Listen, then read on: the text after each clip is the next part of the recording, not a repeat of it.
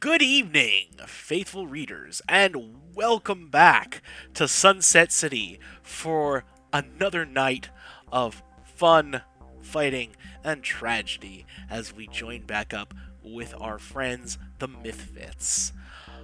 I am, of course, your hapless editor, Matt, the Killer GM, with he/him pronouns. Let's talk with our dear cast tonight, and we'll get to meet a certain new special guest. First off, Corey, how you doing? Who you playing tonight? Hello, it's me, Corey Sparks. I'm doing all right. I'm playing Sapphire Sirius as usual, the alien uh, tech wizard, I guess you could call him, who's sort of just loving Earth, as opposed to the totalitarian planet he came from. But as it turns out, things haven't been all rainbows and sunshine here like he's expected, but um, he's getting there. Uh, so, yeah, we'll just see how it turns out from here. Okay, yeah, it's it. Things have happened. Things have changed. Oh, yeah. Revelations have been had, and we'll see how things are going. See how things are going.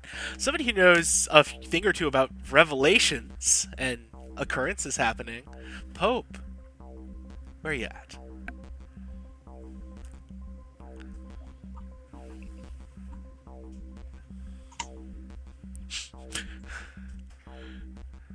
Kind of in a way.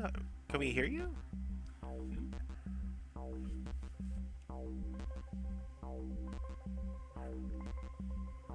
No, not hearing you coming through on this end. Oh, that's odd. We were hearing you just fine prior to us getting started. We'll we'll come around the horn, come back to you here in a moment, friend. In the meantime, Christy, how you doing? Who you playing tonight? Hey, I'm Polish Christy with she/her pronouns, and I'm playing Hussar or Isla, also she/her pronouns, and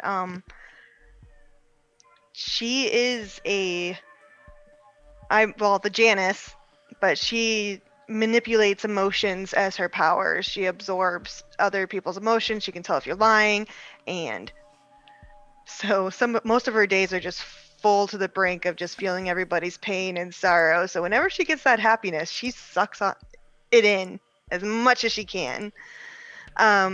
And right now, I'm not so sure what's gonna happen. So Yeah, left things in a bit of a state. We did, and as we're gonna find out, it's even more of a state, and somebody who it definitely gets into a bit of a state from time to time. Celeste, how you doing, friend? Doing just fine. I am Celeste. I use they, them pronouns. I'm playing Elodie Young, aka Party Crasher, who uses she, her pronouns, with the powers of memory manipulation and shapeshifting on her side. She's trying really hard not to get people too attached to her, and it is not going well. Yeah, unfortunately, just have a habit of making friends, and not a good place to be in when you're the dude. Yeah. Oh well. We'll see what happens with that. Nothing bad, I'm certain. Let's come back around. I think we got Pope squared away here. Not only emotional, but now technical difficulties. Just a little bit. So, but what would that, if you didn't have that, it wouldn't be Sunset City. Hey everybody, Pope here. Coming back to play Arthur. Both he and I use he, him pronouns, and we'll see precisely all the consequences of Mythos's poor life choices here in a moment. Most certainly, and somebody who knows nothing whatsoever about poor life choices. Wally. Wow, that's actually maybe I don't know. Hey y'all, I'm Wally. He him pronouns playing Marvin, aka Turbine from the Bull Playbook. Also uses he him pronouns. Got the powers of two hearts. That's what he has. That's his power. Oh, he's really good at beating stuff up. Yeah. Yeah. Yeah, I guess that's pretty much his powers. His powers are punch and two hearts. Good stuff. To borrow the phrase from another brawly guy, he's the best at what he does, and what he does isn't very good. Well, I mean, he's pretty good at some things. I mean, he's an amazing chef. It is. It's fantastic. And last, but definitely not the least, our very, very special guest, Colin. Colin, would you like to introduce yourself and let us know who you are getting at tonight? Yeah, hey, I'm Tom. Just goes by Tom. Tom will do. Some call me Major Tom, but it's an old title. Just Tom. Tom's fine. And I tell you what, Tom is happy to be back home. And when I say back home, I of course mean the planet.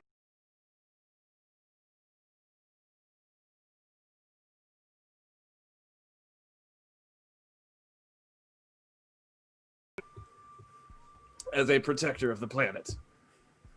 Excellent. Also, he uses he, him pronouns too. That's worth mentioning. That can be important, yes. Yeah. Very interested to see what happens with Tom as he makes it back here to the planet. But our heroes had just subdued Ulysses Tube, the streaming supervillain. They bundled him up and took him back. Well, tried to take him back to the House of Mystery. In the process of this battle, a couple of their comrades, Turbine and Party Crasher, had been incapacitated by the mysterious mercenary known as Darkstryder, who attempted to engage Mythos in single combat. Mythos got a hold of him and took him somewhere. You managed to revive your comrades and bring them back towards the House of Mystery. You find that your normal routes there don't work. So you have to go back the manual way.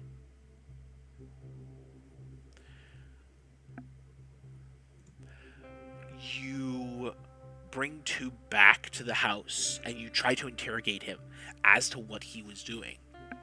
He maintains that he wasn't doing anything wrong, and that you really need to let him go. He's got rights.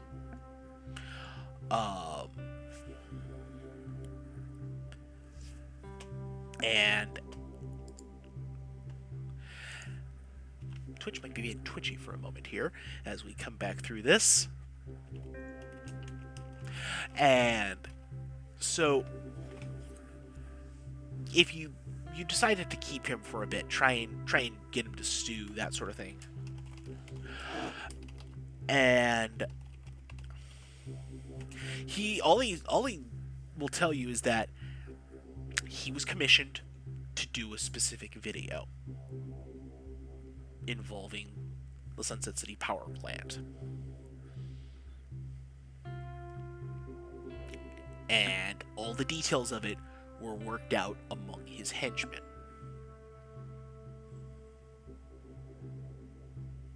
He didn't do anything wrong, he just made an appearance. So you're saying you didn't know any of the details? Who set this up? Who wanted you to make this video? Well, they made a commission. I could give you a username, but that's about it. I mean, it's a start. I don't give you the username. It's just basically a string of numbers.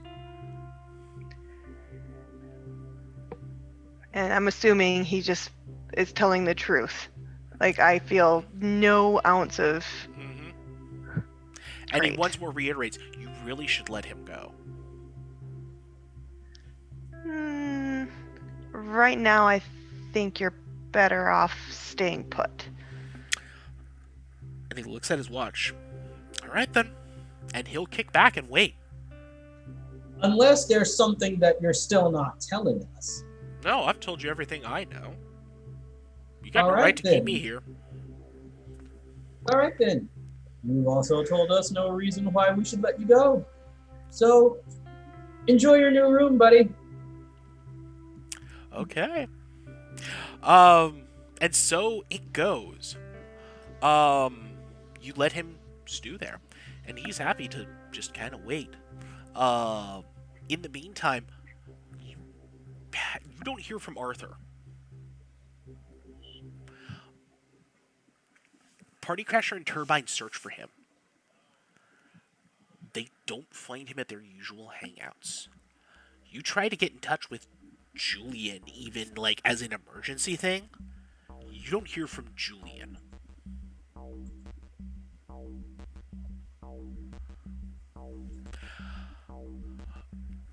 Okay, that's not good.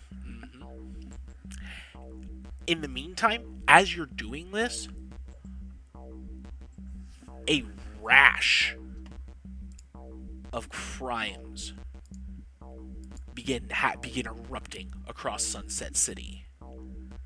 Robberies, vandalism. There's even a riot that breaks out. And there are people wearing the devil masks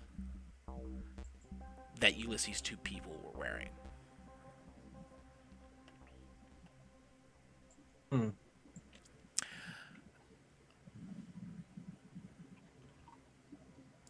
I mean, if this is going down, I mean, I pretty much Marvin is pretty much Turbine with a Party Crasher, and he's like just catching. He's noticing this. He's like, I know we really got to find Arthur. We got to find him, but look what's going down right now. Yeah, but what are we gonna do though? I mean, there's only so much that we can like contain. The whole city's in a state of chaos. But then again, we could try to mitigate the amount of damage to as low as possible. I got it. Let's get one of the rioters and ask them why they're rioting. Maybe that'll help us get to the bottom of this. All right. I mean, you're gonna go and scoop up one of the rioters. That's no problem. Like Marvin isn't gonna be like subtle about it. He's just gonna grab a rioter by the collar and just wake him up. It's like, what do you do? Why are you doing this? And like several other heroes are like doing this, basically trying to keep this pendant as well. And they're like, "Free tube! Free tube!" Free Oh, tubes. you've got to be kidding me. Oh no. It's his fans. Free tubes. Why would you want free tubes? Marvin, no, you're talking about YouTube. Ulysses. Oh. They're- This is like if somebody went and kidnapped PewDiePie. We'd have like 12-year-olds out here screaming about it. God, crap. All right, well, that's all right. I'm gonna relay that back to the team. Like, all right, guys. I toss the rider to the side. Like, guys, these riots, they're because of Ulysses Tube. Well, you really probably got to let him out of the box. This Why do isn't going to people- stop until you do. Isla says, just give me a second. And she like kicks the door open, walks back in the room. Why are you so important? I'm just surprised that so many people like this guy this much. I mean, look at him. I'm He's just a one jerk. of a legion. I've got many. What? I'm just confused. You're like you're like low level and you're not really that big of a deal. So why all of a sudden are all these people wanting you out and about? But that's the thing. He's low level on the supervillain scale, but he's probably high level on the whole celebrity scale, which People makes a like bit of seeing sense. me do well. And, you know, there are other reasons that I'm sure you'll understand when you're older. Just how it is. Whatever chair he's sitting in right now, Isla just kind of kicks over so he's on his back. Rude. I'll learn when I'm older. Okay, cool. And I just walk out of the room. Elodie, I don't know. I don't feel good about releasing him. I'm sorry. Right, but they're out here causing a ton of damage. You have got to let him out. We have no further reason to keep him. He's not the one who made off with Mythos, as far as we can tell. How about Sirius? You're with me, right? yeah, I'm here. Make yourself look like him real quick. Brilliant. Oh no. And so, whoosh, he transforms into Ulysses You Tube. need to unleash your powers to do Yes, this. I'm going to do that right now. Unleash my power. Let's freak. 11, full hit. Okay, so you will look like Ulysses Tube. By the way, Hussar, I want you to lower your savior and up your superior. Okay. And as soon as he changes, I'm gonna say, "I'm so sorry," and I'm gonna punch him in the face. I'm like, I just gotta make it look real. Nail him in the face. Just get a little blood going. No, take it. Okay, and then I'm gonna start dragging you out of Yeah. the house into the middle of the streets by like the collar. Okay. Yeah. We'll And so he just sort of plays along. We'll come back to that in a minute.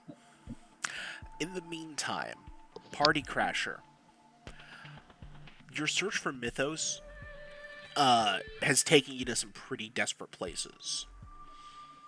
eventually, probably, I feel like it takes you back to the office of Perry J. Gentles, Esquire. Yeah, most likely. So you need help finding your friend, do you? Yes, I do. Well, let's see. We'll just add this on the tab, shall we? Alright. And he opens a filing cabinet.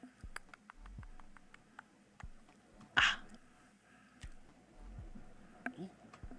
Shiny. Oh.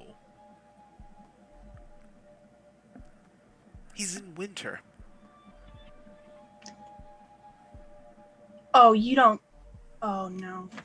Oh, no. I can't tell you why he would ever go to such a dreary, dismal place, but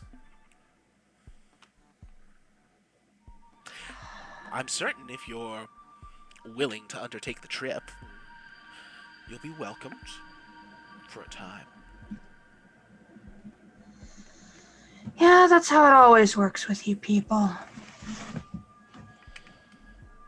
What do you mean, you people? You know what I mean.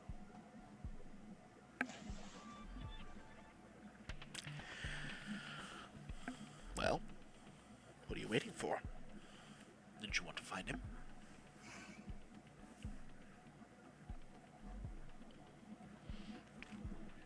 And I'm just like, I'm glaring him down for just a hot moment.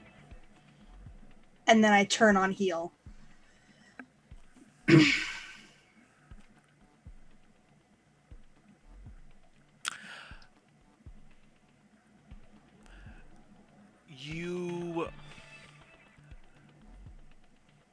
What is the closest entrance to the Fey realm? Melody? Oh, man. All right, so bear with me a moment. There's one street on which all of the worst moments of Elodie's life have occurred. It's where they fought the speed demon, and she wound up shouting at Isla. It's where her and Sirius had their big shouting match. And it's also where the Black Knight killed her mother and her brother.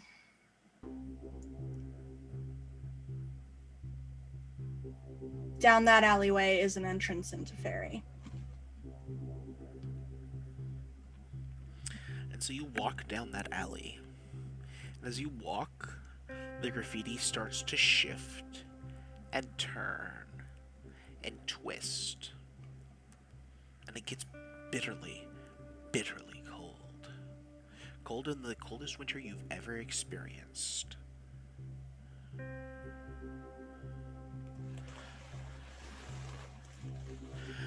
And a great crystalline man?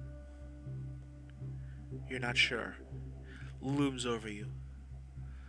What business do you have here? I'm looking for a friend.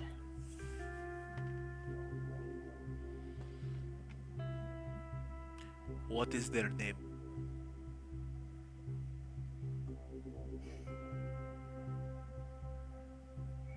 Fuck, I know better.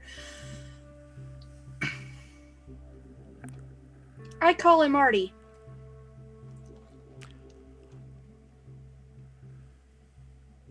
Artie. And he stands up straight as if, like, he's just heard something coming in on the wind. Proceed down this path. Do not stray from it. Thanks, big guy. And you are able to proceed down the path. And when you get to the end, you see Arthur standing just outside a house. A simple little house. Almost a cottage, really.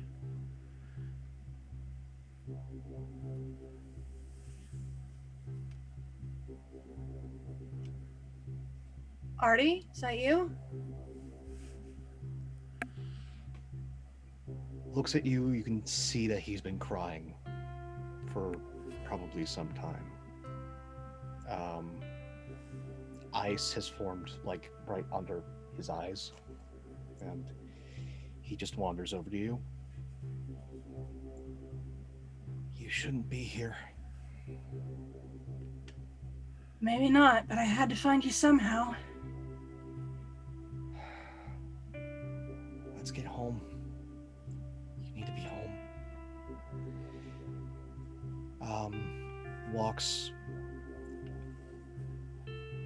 Walks past Bob. Just sort of nods, pats Bob on the wrist, and then heads back out into the street.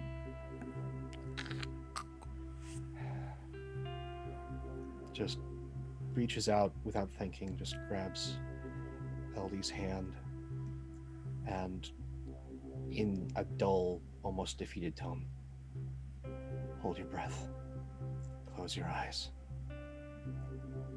And they turn a corner, they're back in the house.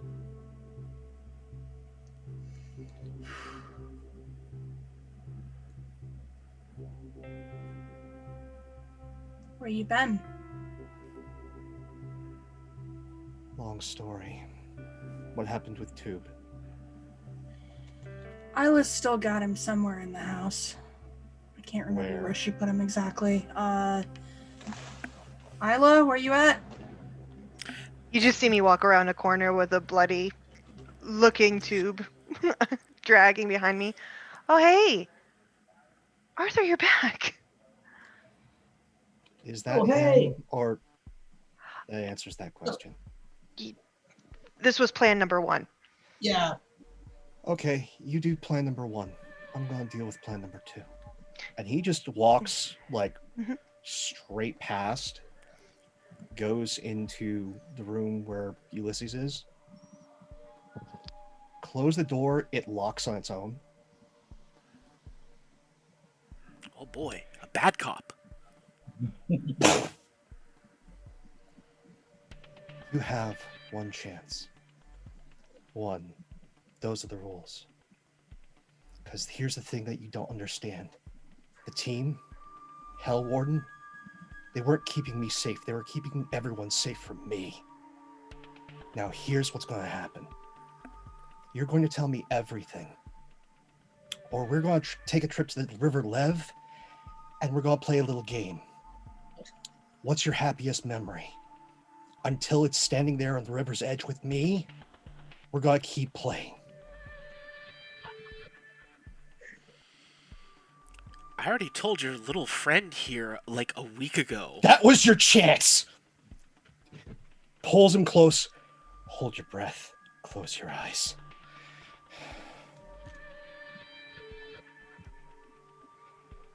We're going on a trip.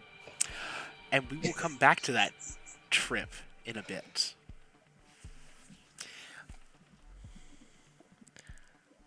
Hussar. Where are you going? I head out to the street where I know Marvin was with the riders. Yeah. I'm like, hey, babe. Not really him, just telling me right now.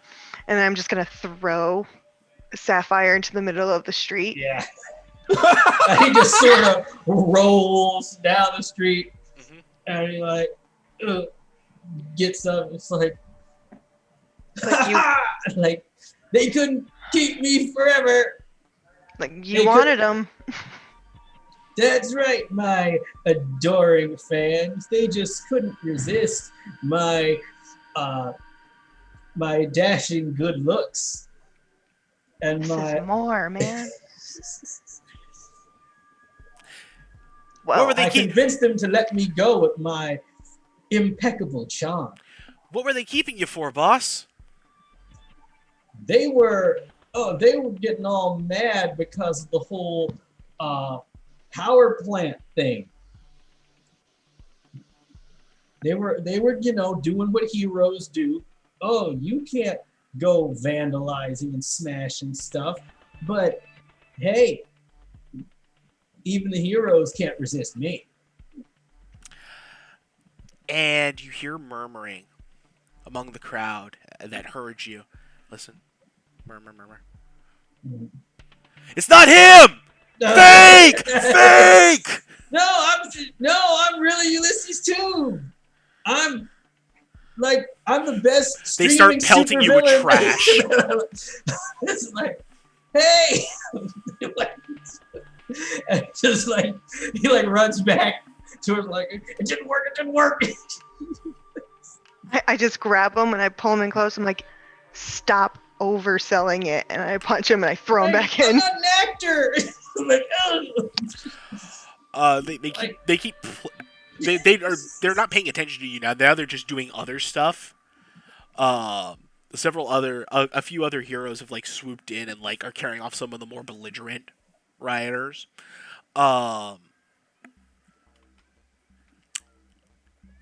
Sapphire, do you have another communicator on you of any kind?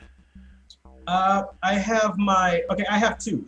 I have my ring, and I have my little diamond that I use to contact the rebels, the Lithian rebels. Okay. The diamond starts pinging. Like, okay, so as soon as he realizes this, he now are these people like still sort of grabbing hold of him? They're grabbing Like- you. They're not. They don't want anything to do with you. You're a fake. So they're sort of right. So as soon as he realizes this thing starts pinging, he just immediately dashes off as far as he can go into like a dark alley somewhere, and changes shape back to his normal self, and takes the diamond out, and it just sort of turns into like this little diamond shaped screen. It's like Sapphire Sirius, reporting for duty or whatever. Like, hey, what's going on? Sorry, And you see like the screen is like staticky, and there's like you see fire in the background. Malachite calling assistance. You've got to be kidding me! What's going on? Where are you? Tenebrous. And then you see this flowing darkness creep over the screen. Like, Malachite, get back! And it just sort of shorts out like, oh my god. What was that? Does this darkness that's just sort of swallowed over everything look familiar to me? Do I recognize this phenomenon from anything? You've heard stories, or you did hear stories, back when you still lived on Homeworld.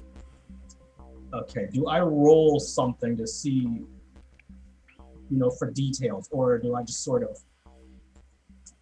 Yeah, that's... All I know is it's bad, at least, right? Okay, so... I mean, So, it's not been that far enough back that you wouldn't have completely forgotten, especially definitely not. these stories. Yeah. The Tenebrous. The Tenebrous, yeah. So the problem, though, is I'm not quite sure where he's trying to contact me from. So, did he send? Am I able to trace the signal, or is it too distorted? We're gonna say you can trace the signal. Right. Okay. So I run back out of the alley straight to Hussar, and I basically grab her and like, Hussar, we gotta go. We gotta go now. We gotta go to space. Something terrible is happening on the stalagmite outpost. It's not too far from here, especially if I can take my ship. We gotta go. All right, serious. First of all, I pick him up. I remove him from Hussar. Second of all, what do you mean space? Space. We're going to space. There's the Tenebrous it's devouring one of the stalagmite outposts. If if it gets a hold of the technology there, and we can't risk that outpost falling, especially not to that thing. We got to get over there. All right. I get to punch something into space. Let's do this. Right. Just follow me. We're going back to the House of Mysteries. Call Celeste. I mean, call no. Yeah, call Celeste. Call Elodie and let her know that we're coming and that we're going to space. Also, where's Arthur? Anyone know where he is? That's a good question. I just passed him in the house. Well, then he's Right. Oh, so Right. the house Let is it- working again. All right. Great. Cool. Yeah. Great. Let him know we got to get to space. I'll take my ship. You guys know where it is. Let's go. And so he just takes Actually, off hold and on. flies back to the house. He walks up like, you never told me where it's at. I don't know where the ship is at. Oh, right. He's like, as he's long gone, he's like, you never told me where it was at. And Isla just looks at Marvin. She's like, space? Going to space? Yeah, space. I mean, it's, space. All of that. And he points up to the sky. I'm just going to say date night and go for a high five. Hey, high fives. I speak into the ring and say, hey guys, so Sirius, he's gone, space crazy, so we need to go to space. We're going to use a ship. That's it. Pack some snacks, I guess. Okay. So yeah, he just takes off, heads straight to the House of Mysteries. Goes down into the same ship hangar where he's got that, that same little ship that he used to save Marvin that one time. Thing that looks like a sort of weird humanoid figure carrying this giant orb on its back. So he sort of just phases through the door, heads into the cockpit, and does that thing where he just touches the console and his hands sort of fuse into the console, and yeah. I just head back to the House of Mystery via the normal ways. I guess because now that I know that the House of Mysteries, aka Wi-Fi, is back up, he's gonna go one of the normal ways that they usually take to the House of Mysteries. In the meantime, elsewhere in Sunset City, Tom. Hello. How are you doing? Where are you at right now? Tom is just trying to get his bearings right now. He hasn't really, well, first of all, been in this many G's in quite a long time, so that's a bit of an adjustment in and of itself. But it's been about 40 years. So his head's still kind of stuck in the late 70s. He's really expecting things to be a hell of a lot different, but he is relieved to hear that there's no Richard Nixon anywhere to be found. I mean, you gotta dig a little deep to find him, but that's neither here nor there. So I think, yeah, he's just trying to figure out Earth stuff. So anywhere he can, I don't know, just something as simple as ordering a sandwich is probably enough for old Tom. Sandwich. Yeah, I mean, there would be definitely places where you could probably find a sandwich if you look hard enough. There are several different issues with this, though. The money that people want looks way different from what you have. And there are also a bunch of people running around and wrecking up the place.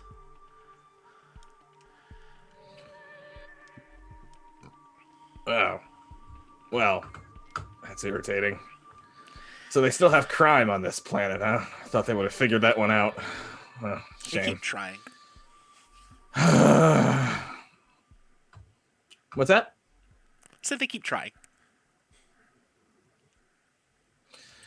So there's people running about smashing things up while I'm just trying to enjoy a nice day out on my former home planet. I'm going to try to... I'd like to try to scare the hell out of the rioters by lifting up my mask. Try to get them to chill out. Okay. Do you have a specific move you're looking to do with this, or otherwise I would say this is probably... Yes. Yeah, so it's Be the Monster from the Transformed book. Whenever you frighten, intimidate, or cow others with your monstrous form, roll plus freak.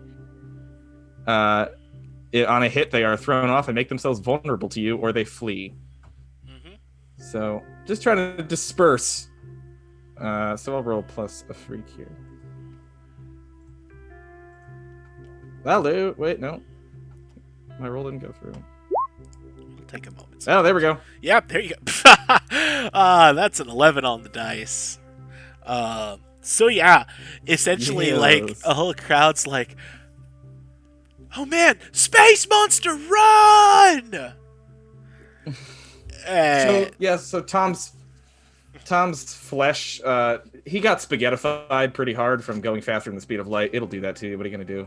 So when he lifts his mask just a little bit, his face just kind of like bursts out in a bunch of random tentacles and pulsating, undulating flesh and whatnot. And then he just kind of quickly tucks it back under his mask. And, that shut him up. That's glad to know that they're still vulnerable to good old fashioned frightening tricks. Humans haven't learned a thing. The person at the counter has just fainted dead away. Oh. But they still have such frail constitutions. What a shame. I think I remember how to make a sandwich. I could probably just do it myself. And he goes behind the counter and starts attempting to assemble a sandwich from memory, having not done so in 50 years. Excellent. And the camera will... It's not good.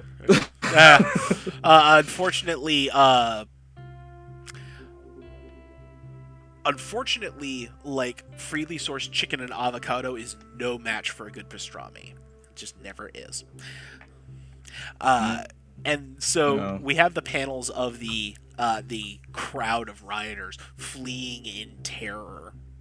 And, like, is anybody else still on the street currently?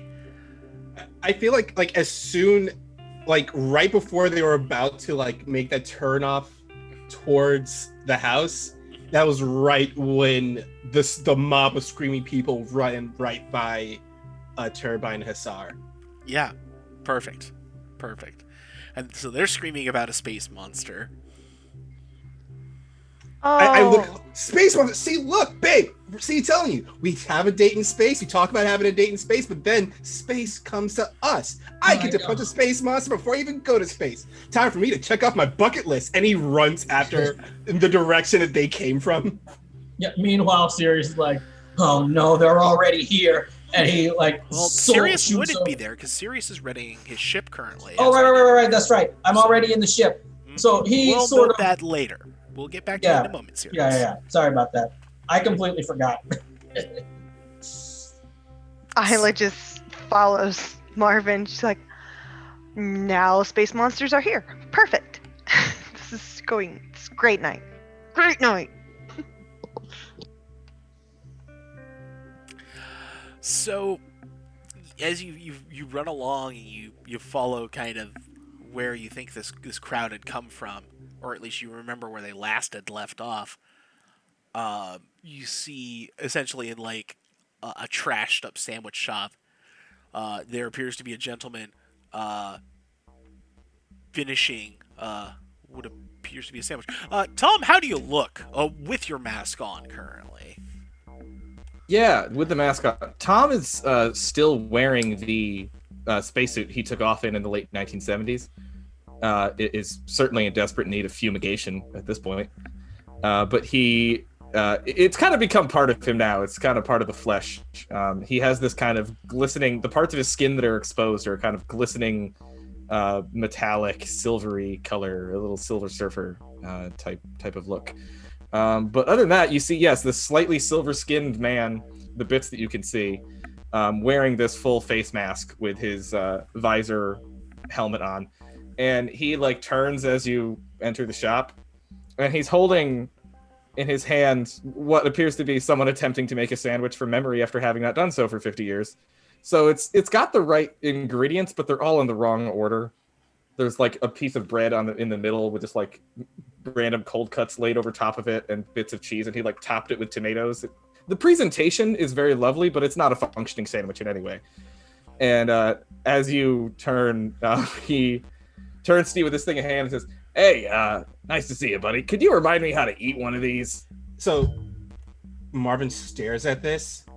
It says, "All right, Space Monster has to wait. I need to fix that sandwich." And he takes the sandwich that Tom made, sets it, puts it in the trash, walks behind the counter, and like he washes his hands and everything, grabs an apron, puts it on, and he rolls up his sleeves and goes, "All right, so what exactly do you want on your sandwich?" I remember them being this thing. Uh-huh. I think it was like a pastrami. I remember that being pretty good. Pastrami, got it. Pastrami. That's the one. Yeah, okay. That's the pastrami. one. Something with that and something with pastrami and pickles. Does that go good together? Is that a thing? I mean, they don't got the artisan pickles I'm used to, but I mean, I could fake it. And he grabs a slice of it. He grabs a loaf of Italian bread, pulls out a knife, twirls it in his hands like with such expertise, and cuts through it, lets it fall onto the table, grabs the salami, pastrami, lays it out on top of the bread, grabs some pickle, grabs it like a big old like dill pickle, like chops it up perfectly, so dresses up the sandwich, pulls out like mayonnaise. Like, "Oh, you want vinegar, oil, mayonnaise?" Are any of them poisonous?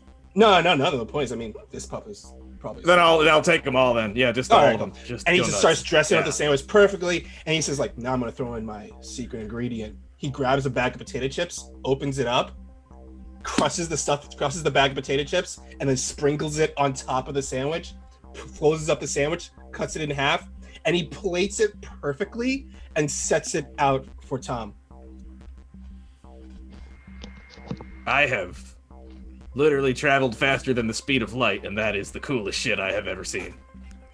It's just a basic sandwich, man. I mean, no. Hey, don't sell yourself short. That thing you did with the things that were in the bag that were all crunchy, that were all crispy, and then you like punched it, and then you think of the texture. It'll be a sensation. Oh, that's what makes it pop. See, usually people like eating the sandwich, and when you eat a sandwich, it's not really a crunchy texture unless you put like pickles on it. But putting potato chips on it adds a nice snap to it. So go on. Yeah. Yep. Hey. Wow. You're gonna really enjoy that. But yeah, I think I will. Babe, sorry to interrupt your moment. Yeah.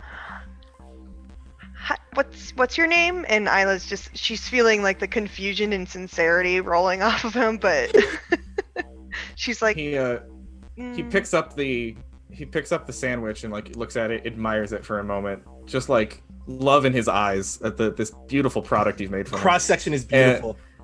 Oh god, yeah. He's appreciating all the layers. Just like, oh my, it's a work of art. And he turns and says, just give me one moment. And he lifts his mask, and you just hear like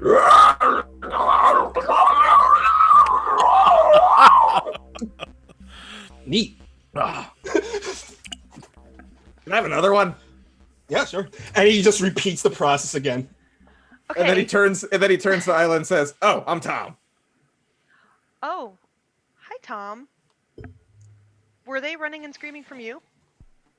Oh yeah. No, they were rioting. You see, they were breaking stuff and stealing stuff. I think, and if I remember right, that's against the law. So I stopped them with my yeah. What's wrong with your face? Well, nothing's wrong with it. That's a bit rude. You're right. I apologize. Hey, come on. I mean, Do you wanna? I mean, just out of curiosity. Now you got me Just- really curious. oh yeah, I mean, it's just a really, it's nothing much. It's just, I kind of got stretched out a little bit, over like an infinite span of space and time, and it has some weird effects on your physiology. So if, like, for example, you get this little thing here where you're, yeah, that happens sometimes. Oh. I just look at Marvin. It can be other things. It's not always tentacles. I can change it. Well, you know what? I mean, as long as you need food, I mean, that's what's important, right? And he sets out another plate, but this time he made him a BLT this time around. Oh, what's that stand for? It stands for bacon, lettuce, and tomato. He shows off the bacon, lettuce, tomato that he made for this sandwich. But what I use is some nice butter lettuce. It has a nice softer texture to it. But you'll get a nice harder crunch coming from the bacon itself. That's you put if I'm remembering right, that's the mayonnaise that you put on in like that big thick layer. That Can I have some more of that? Just like can you just give me can you give me a spoon and a jar? Hey, Tom. I don't want to interrupt your eating, so continue. But he's literally opening up a jar of mayonnaise and dipping the corner of the sandwich in, and okay. Marvin looks like he wants to cry because just overdressing the sandwich. Isla's just holding in a gag reflex. Yes. So what's up? You obviously just came back because you're saying if you remember right. So have you been gone for a very long time? Where were you? Yeah, long time. There's a lot I don't remember. Oh, here, there, a few solar systems away. Dropped by this little hole called Home World. That was pretty cool. Saw. Oh. I mean, I've been all across this galaxy of ours. Seen a lot of great stuff. Yeah, but hey, no place like home, right? Hey, is this serious? This place called Homeworld? Yes, babe. Funny story. We were supposed to go to space, and you just came back from space. You wanna just come with us for a minute? You might be able to answer some questions for my friend who knows more about this than I do. The space monster. We're supposed to punch a space monster. Where's the space monster at? I think I was the space monster there, bud. Oh, I don't want to punch you. I gave you sandwiches. Because the whole. Oh no. Yeah. If it bothers you, I won't. No, I mean it doesn't. I mean it doesn't. No, I mean it doesn't bother me. I just saying. I thought there was gonna be a space monster that I was gonna punch, and I got really excited because I have a bucket list of things I want to punch before I die. Space monster is number 3 on the list. Number 2 on the list is a Yeti, and number 1 on the list is my mom, because she said we were going to fight one day, and I tell her, Mom, we're going to fight one day. She's like, oh, we're going to fight one day. Yes, we're going to fight one day, Mom. And I said, oh, we are going to fight if you don't forget to take out the trash next time. All right, well, yeah, we got to go to space. You want to come with us? It's like you got space experience. Okay. I'll tell you what. I'm happy to come with you. Hey, I tell you what. I got pretty thick skin, and I don't mean that like I remember that being an idiom or something. I have literally very, very thick skin. It's made of metal. So if you want to punch me, you're welcome to punch me. Okay, you can do that maybe when he's talking to Sirius, let out some anger. I don't know, but can we? You mind? Yeah, you want to come with us? Because I mean, we got to get going. Oh, sure. Yeah. Hey, you guys. Hey, leave. No, you two. Oh, yeah, sure. I'd love to go back to space. First. I mean, honestly, Earth is not as interesting as I remember it. So I just gotta shove both of them in front of me. Okay. And I'll lead. I think I'm good on this. I'll lead Tom to the nearest entrance to the to where the house would be, and I speak into the ring. It's like, all right, hey Mythos, remember when you told me not to bring any? Well, you told us not to bring any more people who weren't supposed to be at the house anymore.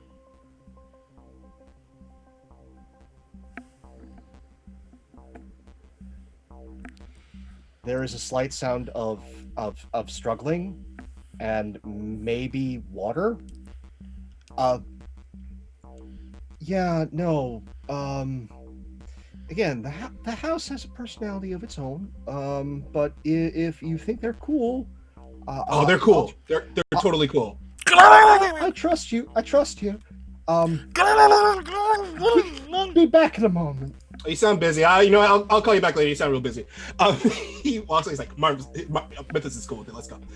And he'll lead him to one of the entrances to the house.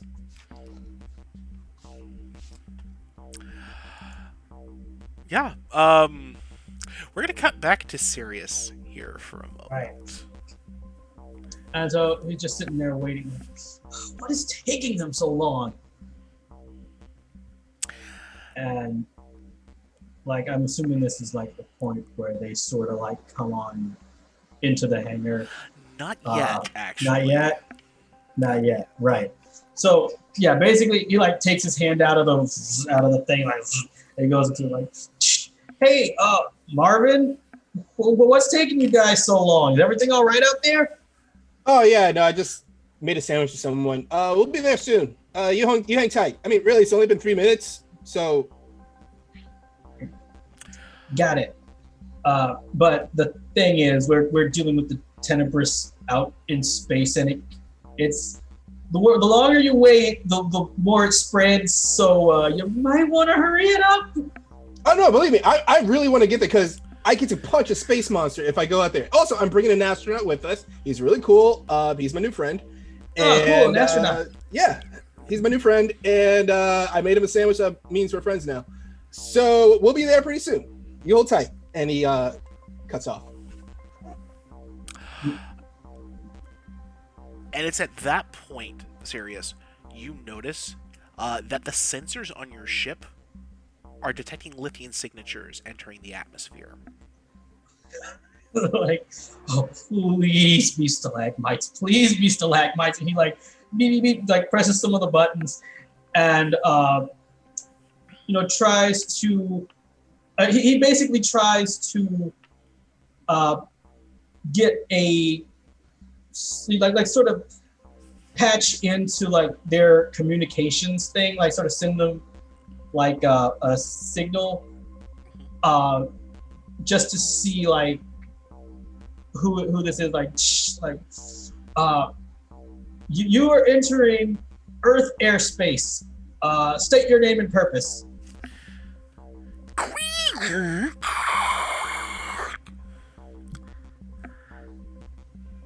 This is Tenebris Madon of the Lithian Empire. You are harboring Lithian war criminals. Please surrender them to be returned to Ariman 5 for trial. Very well. Over and out.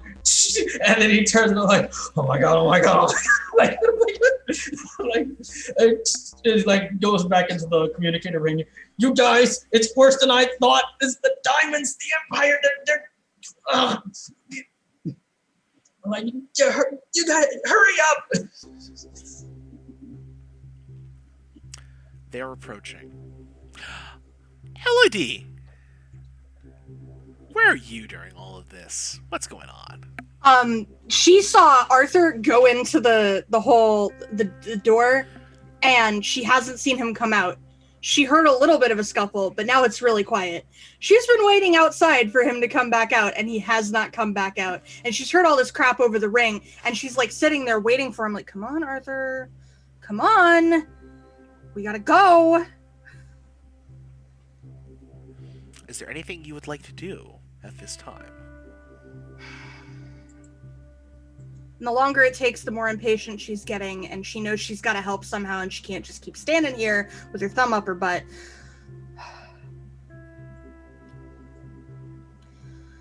All right, fine. One more. And she slams her eyes shut. What can you tell me about the Lithians? Anything? And she's getting a dark vision. Yep. And so you find yourself back in Periwinkle J. Gentle's office.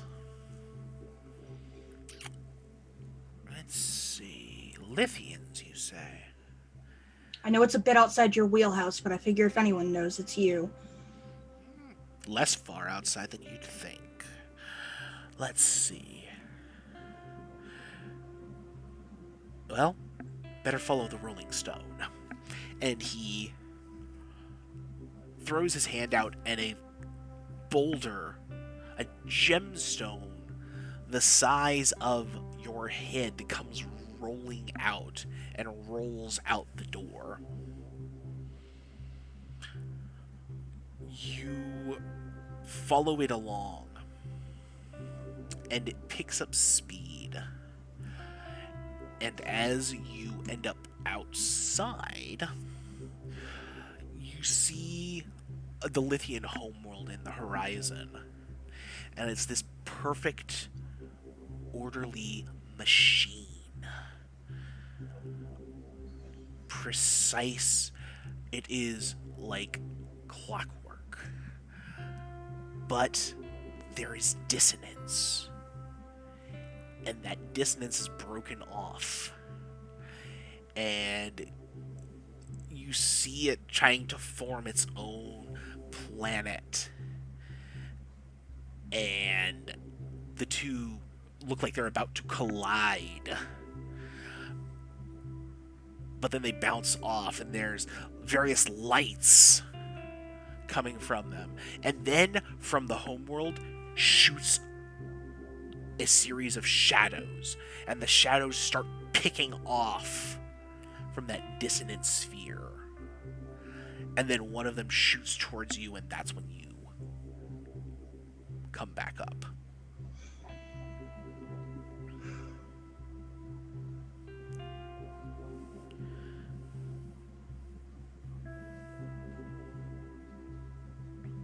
What's the best way to keep word of this from getting back to the homeworld? And the after image you get in your mind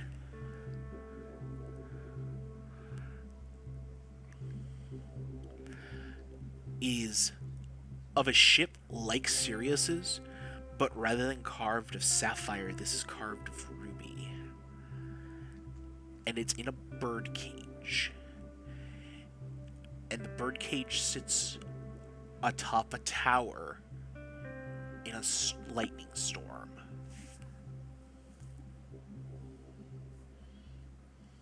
Ruby. Okay. Mythos, we really need your help with this space thing. We have got to go now. On my way.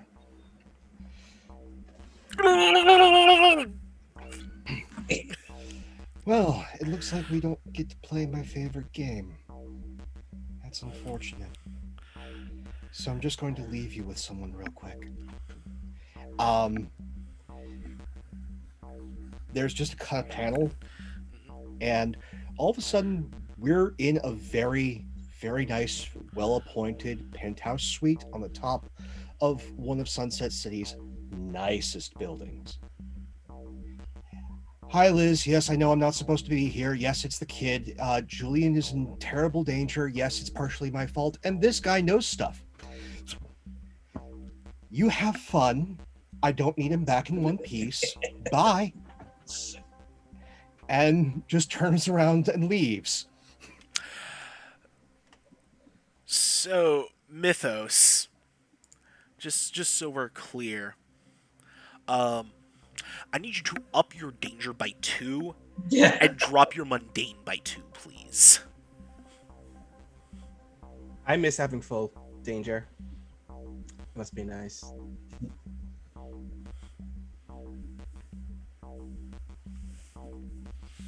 Because that's the kind of place we live in. In the meantime, Marvin, Isla, and Tom.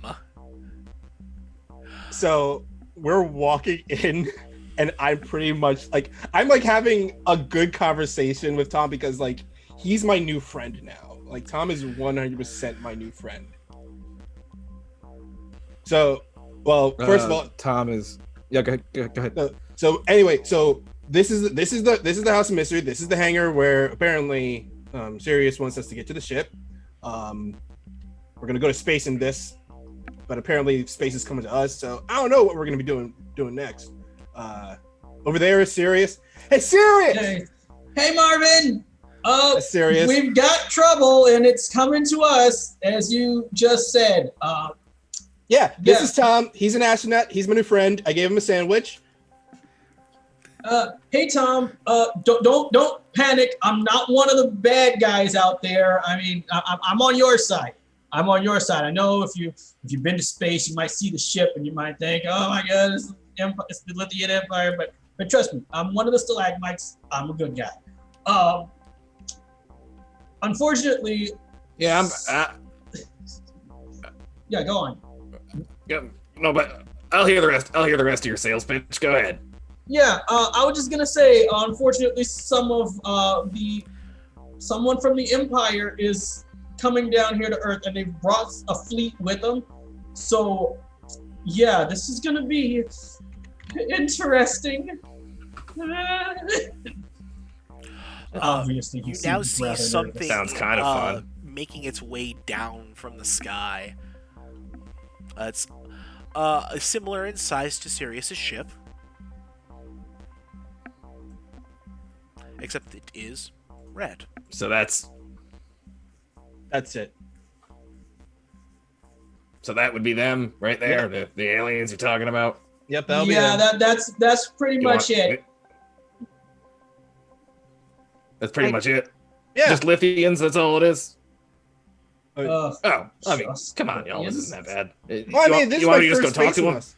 Well, I mean, I'm really looking forward to punching them. I mean, if you want to talk to them, sure, I suppose, but I really wanted to punch them. It's got my heart set on it. I don't know. I mean, I'm sure you'll get to punch one. Letting them get word back to the home world is kind of a bad idea, because if they find out that I'm hiding here, they're probably going to want to blow this place up. I mean, Oh, you're from the home world. Oh, okay, that's interesting. Well, sort of. I ran away from the home world because, you know how it is up there. I couldn't take it anymore. I had to leave. And they don't like that. So, Hey, I feel you.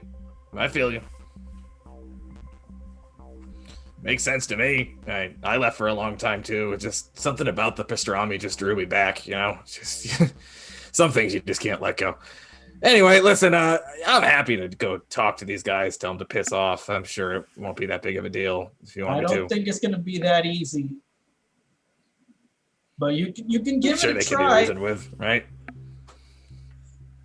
You can give it a try. All Just right, don't say I didn't warn well, you. All right, well, sit tight. I'll go have a word. I'm sure it's probably all some big misunderstanding. You're probably in the way of some intergalactic construction site or something like that. This kind of stuff happens all the time. Don't worry about it. I'll go take care of it. Okay. And that is what he's gonna try to do. Yeah, is he just waiting for the ship to land and for somebody to come out, or does he have a way of getting up to them? He's doing a very kind of like dad thing where he's like waiting for the ship, like his arms are crossed and he's kind of like tapping his foot, just like. I think 100% Marvin is there with him, like, you know, giving him moral support, kind of like just there, just in case they don't want to talk, and he can start punching things. Mm-hmm.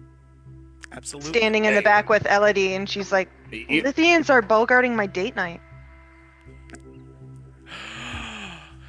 The ship does come in for a landing, pretty decently. It opens and out emerge two Lithians. One is blue and one is red. And their forms are limned with a black light. Oh, that's new. That's a nice shade. I like that. Hi, how you doing? I'm Tom. And they both salute. Tenebris Ruby Madon. This is my counterpart, Tenebris Opal Athena.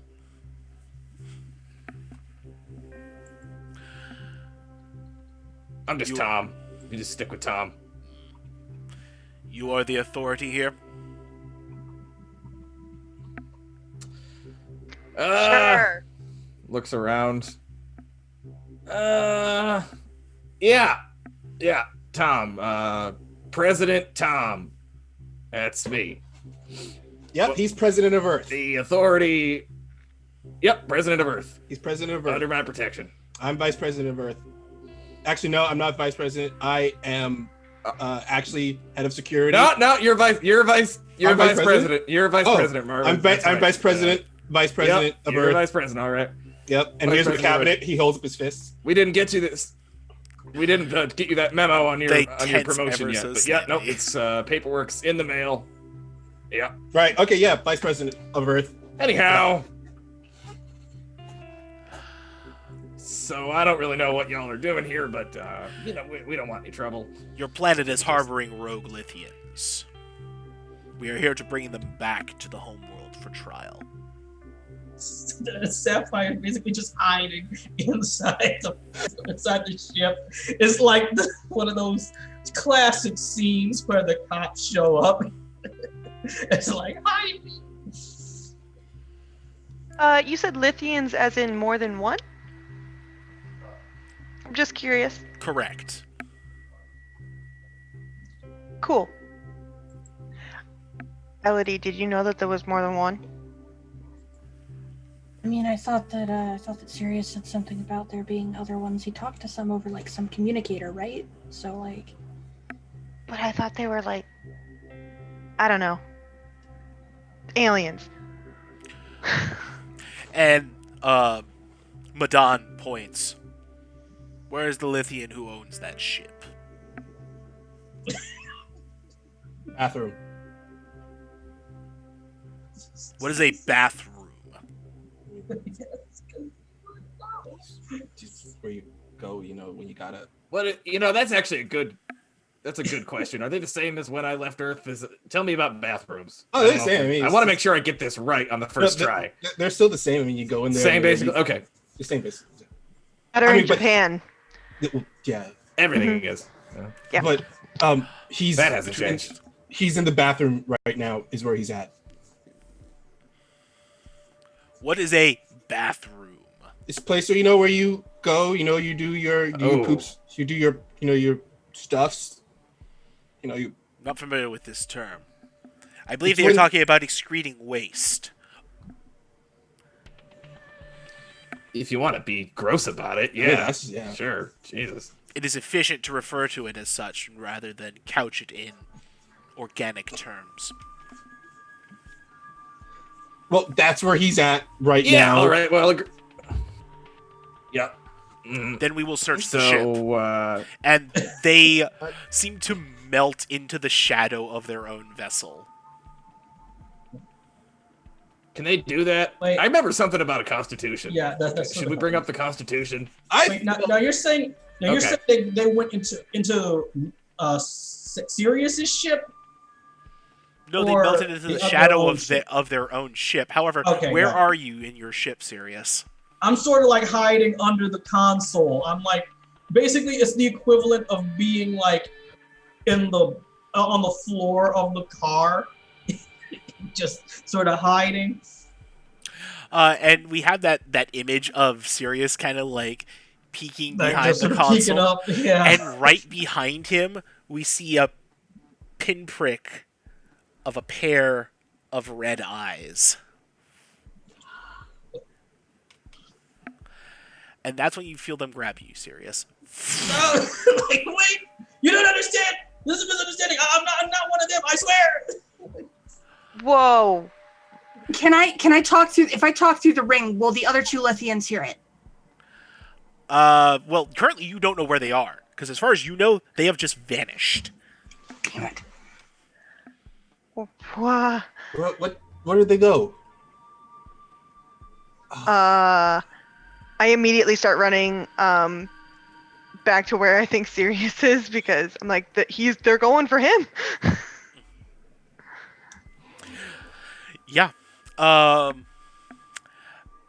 Sirius, the next thing you know, after a sudden biting cold that you have not felt since being on Homeworld, you are inside a differently colored ship. Right. There So- is it is a cage with a single swinging bulb that pitches the shadows back and forth in here. Right. So he's in there. He's like, "Wait, you gotta listen to me. I'm not who you think I am. You've got the wrong guy. This is a huge misunderstanding. I mean, there's Sapphire I can Sirius, wanted for rebellion against the Lithian Empire.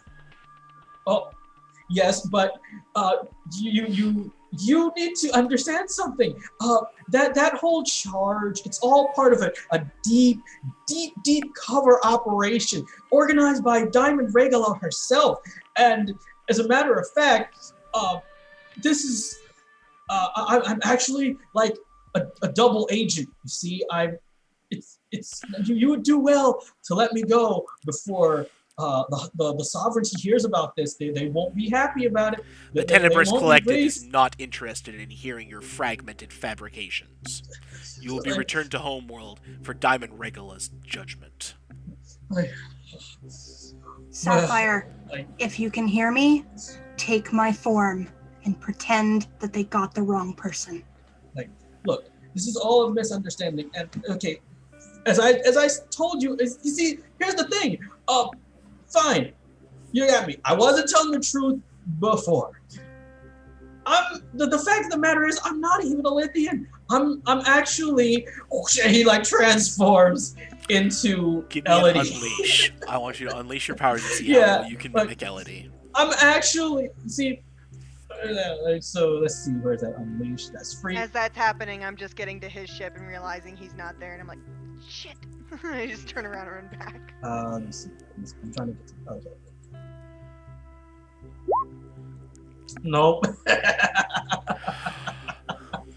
Well, mark Just sorta- potential with a 4 on the Okay. die. Afraid. That is. So, as you do that, lights limbed and wreathed with this darkness shoot out and basically manacle you in place. And you feel like your light bending abilities are inhibited by this. And he's just riding and screaming and carrying on. Excellent. So what I'm going to actually try and do is I'm going to try and make a break for it. Let's Let's put a pin in that Oh, okay. for a moment. Right. Marvin, Tom, Melody, Arthur. Anybody want to jump in here with something? I'm like staring. Marvin is staring at the ship, watches Hassar come back, then he looks over at the other ship. He's contemplating, thinking about going in there, but he's kind of like waiting. He's actually waiting for Arthur because, I mean, he's the leader and he's waiting for what he should do next. I think that's when like Arthur just like walks into the hangar, just sees things, just casually walks over, goes up to Tom. Oh, you must be Sandwich Friend, and just extends a hand. Is that I a look new up- naming convention that they just, you go by whatever you eat first with a person? It shorthand. Again, English is like a 13th language, so I'm just trying. Ilo comes Well, up here, behind him. let me give you. They got him. He's not there. He's not on the ship anymore. I there's more problems today.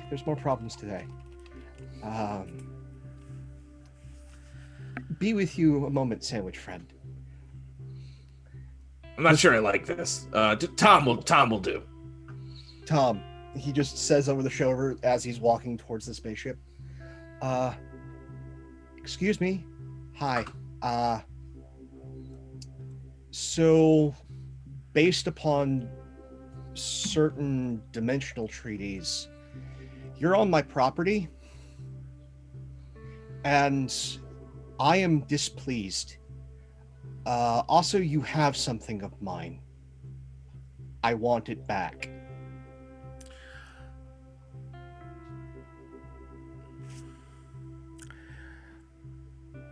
The only response is that the ramp slash hatchway for the ship closes. I don't think you understand. I'm going to try to assess the situation. Yeah. Okay. So.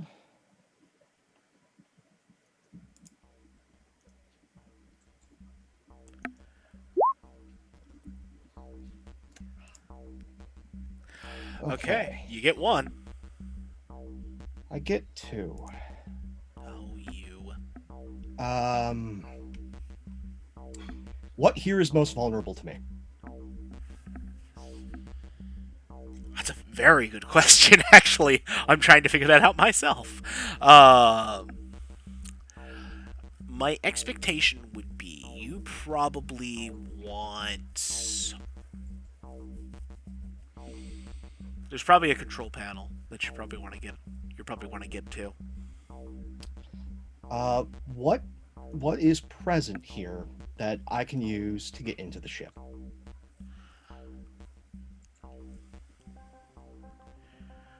Immediately in front of you, probably not much. Just However, around.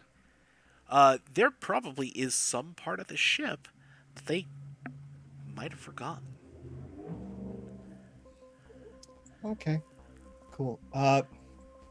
Guys, I'm going to try and be polite about this.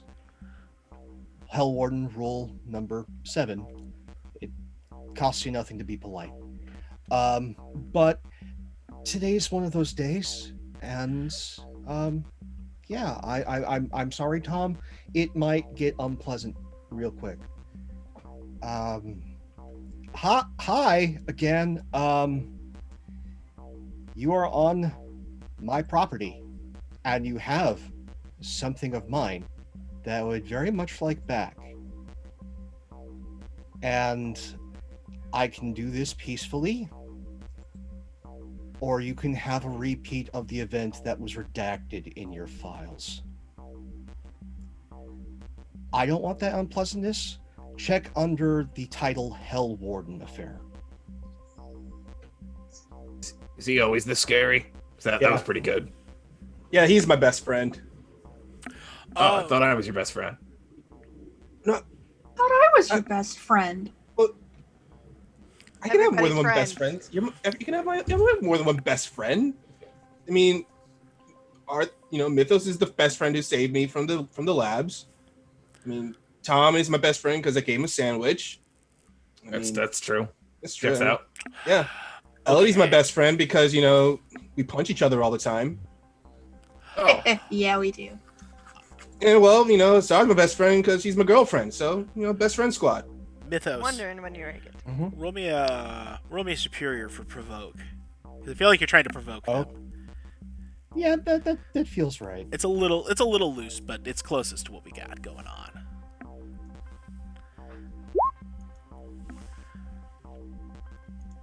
Hi. Open up. Check.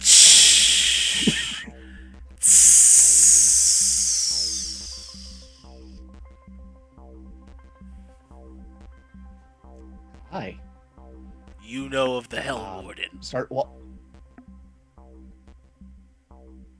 I'm the current one.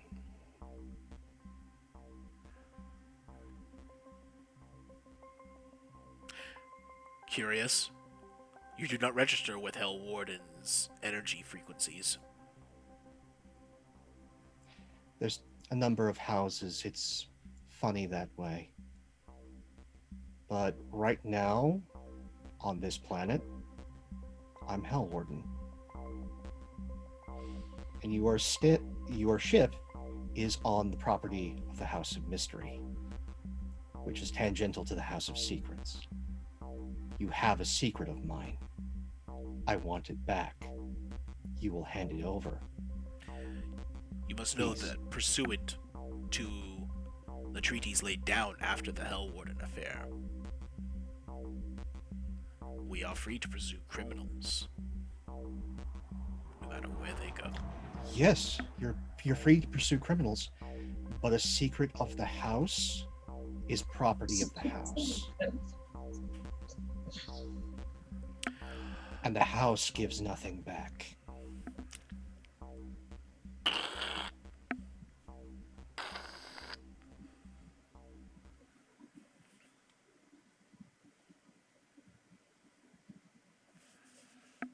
And they are considering.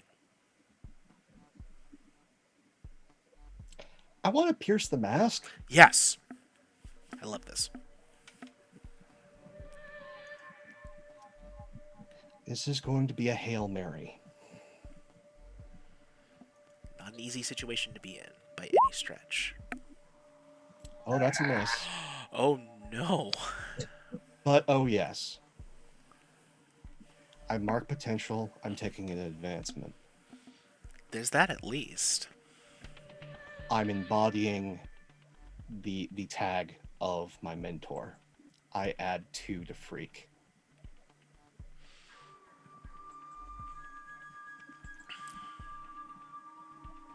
I think then, as you scrutinize them and try to see who they are, and they are just implacable gemstone. This is not Sapphire's free-willing, free-thinking. This is what Lithians were created to be. Pretty much. And is then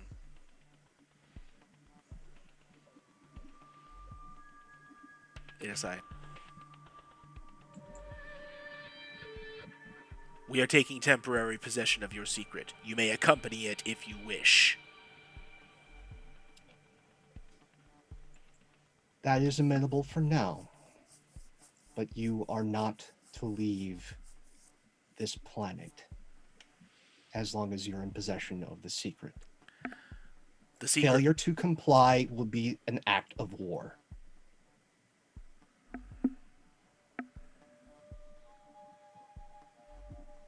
We were instructed to bring the secret back to Homeworld. Pull up the communication. Give me your sovereign. We'll talk.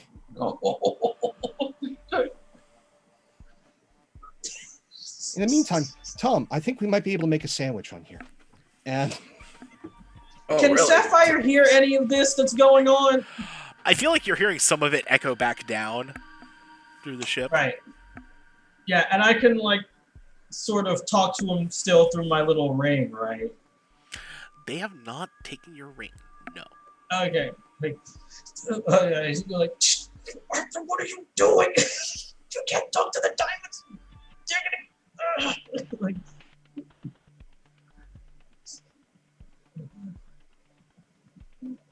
so, let's go see what all the fuss is. It's going to be a couple minutes. Does anybody have anything they would like to do in that intervening time? Before Arthur steps back on, like, before he gets going that direction, she grabs him by the shoulder and she leans in close. Birdcage on top of a tower with lightning. What do you know about that?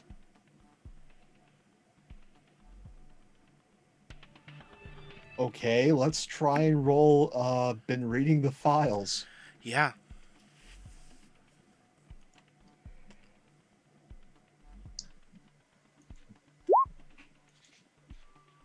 Okay. You get So, something. with been reading the files, on a hit, I tell the team one important detail. 10 is I get to ask a follow-up question. Sure. Okay, that reminds me of something in the briefing when I first met Sirius. I think it has something to do with transdimensional holding. It sounds like one of the cages.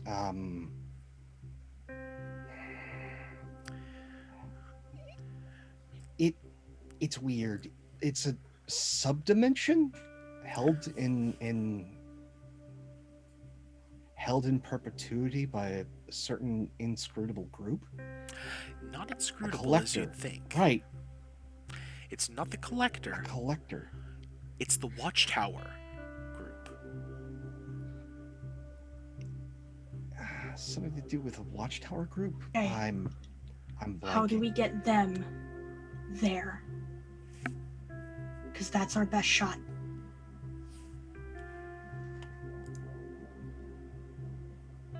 You didn't. You know I did. I had to. And it's not the first time, okay? I'm doing what I need to do. We'll talk about this later. Fine. Watchtower. I've got to be here and stall for time. One of you go back library. There's a red Got book. He starts heading off towards the library. I should go. Go with him. Yeah, and I'm gonna go with him. Okay. Yeah. Also, you asked like, what is everybody doing in the meantime, right? Yeah. So yeah. While this is all going on and the other guys are distracted, what Sapphire is going to do is look around to see if there's any like stuff that he can use lying around the ship or lying around near his cell to sort of build something that will help him escape. Maybe something that'll like shut down the little force field energy bars that are keeping him in there or whatever. You're currently kind of held in place, unfortunately. Limits your right. options a lot. Right. Oh, okay. So I get it. So I'm I'm tied up, so to speak. Essentially. Sort of like that. Okay. Got it. Sorry, I thought I was like behind a cell of some kind. You're both. Yeah. You're in a cell Yeah, and tied up. tied up. Yeah. That will limit my options. So yeah. Actually, in that case, what I'm going to do is I'm going to try and struggle. I'm going to try and break out. Probably not going to work. What would that be? Would that be an unleash my powers? That is absolutely unleashing your powers. Yeah. That's a hit. Hits, he says. So what's going to happen is, you can do it, but you either are going to be marking a condition, or I'm going to tell you it's either unstable or temporary. So it's your choice Right. how this works. Huh. Probably going to. I'm gonna mark a condition because I am terrified right now, and I'm gonna mark afraid. Yeah, that seems right. Yeah. So you're able to break free, but you're absolutely terrified. It now has come back to you, the Tenebrous Collective. This is essentially the Lithian secret police. Yeah, I figured. So yeah, another thing that I just thought, like, perhaps I broke free from the chains that are like tying me up, but I haven't broken out of the cell just yet. That's correct. So right. So yeah, that's how I'll sort of do my turn right there. He's sort of in the cell, but he's not chained up anything. So yeah. Okay. Tom, was there anything else you're working on at this second, or? I wanted to pull aside Mythos for a moment. Absolutely. Just to ask about the present situation. But, all right. If I'm getting this right, you got a buddy that's a Lithian, kinda, that's on the run from other Lithians and is hiding somewhere. Is that the long and short of it? Little more complicated, but you've done a very good assessment of the situation. Yes. Just trying to get the bullet points. Yeah. Yeah. You've So got the where? highlights. Oh, good. Okay. Well, I'm trying to be very efficient here. So, where's your buddy at now? probably on their ship, probably in some sort of stasis field cell, some sort of containment. Okay. I mean, have you considered maybe just making a simple disabling device? Shouldn't be that hard. Your level of technological understanding and capability is vastly different than mine.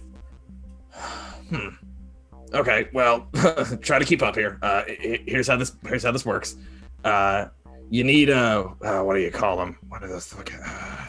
They were always breaking when you were going. Okay, they were things that made noise, and you bought them at a building. It wasn't smaller than a hut, like a shack. Yes, there was a shack that sold them. Yes, a radio. That's what you need. You need a radio. Where can I get a radio? There's one sitting over on the workbench in the hangar. Okay. Well, yeah. Let me just. All I gotta do is just swap out a few choice heavy metals here and there. Shouldn't be too difficult. So I can probably just generate some from under here. And he like lifts up the mask a little bit, and like a little tendril comes out and just like plops a little bit of like some kind of crystalline metallic element in his hand. It's like, oh yeah, that's probably enough. Okay. Yeah, give me a minute. I'll see what I can whip up. Thank you. And I want to use the move Alien Tech. Yeah, go for it. Nice. So roll plus freak. On a 10 plus, on a hit, we create something. We'll do something impossible once and then fizzle. And okay. 9. You get a little something off of it. Yeah. So it says the way this move's actually written, that's just partial success, I guess, right? If we're using regular old PBTA, but Yes. yes, but it says on a miss it would have an unintended side effect, but I guess this isn't really a miss. Mm-hmm. No, it's Okay. 7 through 10 is considered a hit. So. Yeah. Right on. And so, what is this device doing here? It's sort of a miniature, like EMP, sort of grenade type situation. It really is just a busted old radio that has been just overcharged with far too much power, and being channeled through some kind of heavy element that he's like crusting off of underneath his mask, just kind of like scraping off little bits of. Should do it. As he's making this, and before he like actually sets it off, Elodie is gonna come in and look. I know you're trying to help, and I really appreciate it. Yeah. But I think we're gonna need a distraction first. I can handle that part if you can hold off until I give the signal. Oh yeah, I mean you're gonna have to be pretty close to your buddy for this thing to work anyway, so it's more of an infiltration type thing, you know. But then just toss this. I can make that work too. Yeah, happy to help. Hey, and do you have any more sandwiches? Well, we'll see about feeding you again. All right, thank you. Thanks, Appreciate bud. You really made the grade. Bound to happen eventually. Came this close. So yeah, you're able to pass the device off to Elodie. So what's Elodie's cunning plan? Elodie's gonna stuff the thing inside of her jacket. She's going to slip into the hangar and take the form of another Lithian. She's going to try and make herself look like something like Sirius, maybe more of a Rubelite or something. Mm-hmm. And she's going to take that form, and then she's going to... Okay, here we go. She's going to peek out from around the corner, look, make eye contact with the ship, and then take off. And she's going to, like, purposefully stumble, like, and make a whole crap ton of noise, and then keep going. And she's trying to get their attention with, are you watching closely? Go for it. So that's superior. Fingers crossed. Please work, please work, please work, please work. Nope.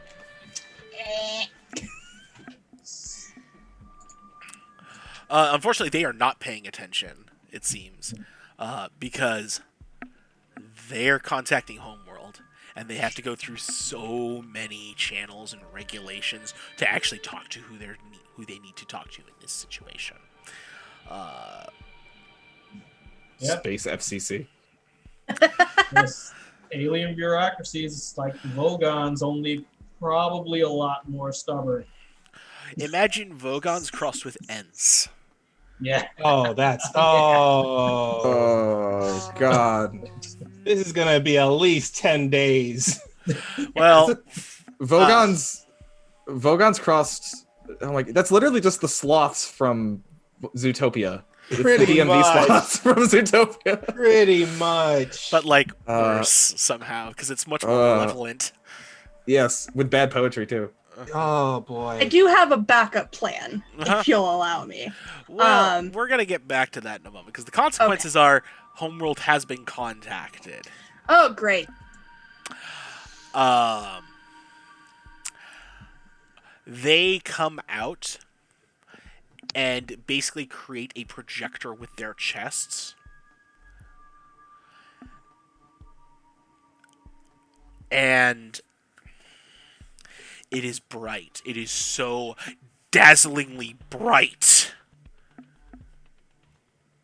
If there were any secrets to be had out here, they would be burned away by the sheer brilliance and radiance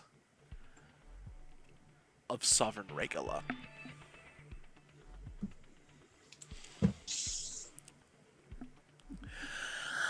The Hell Warden speaks.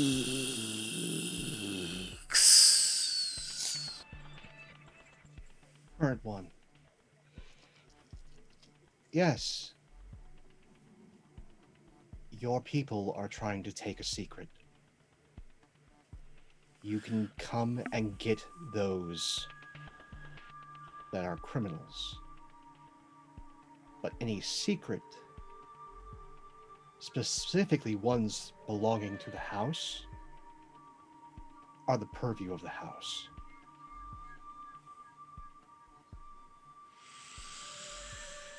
How can it become a secret when we know it is there? See, that's the thing with secrets. They're inconvenient. And the house loves an inconvenient secret. That one in particular holds your weakness. And so we're going to hold on to it. For safekeeping, you understand. You have no right to my property. And It left. It left, and it's now our property. Are you going to declare war? Is that what I'm hearing? Because I can just go in and inform every pantheon that enjoys this planet. Do you want Odin to look at you again? there is no war if you are snuffed out. That's the problem. The new Hell Warden doesn't stay dead.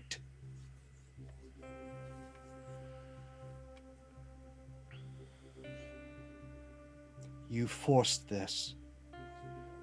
You forced all of this. You forced this inheritance. Your greed and your oppression. Kill me, I'll come back. I can't stay dead. I've already died. I've died so many times, and I know the pain of each and every single time. And I keep coming back. That's why I tell them to hold their breath and close their eyes so they don't experience the pain of it. Because every time I transition, I die.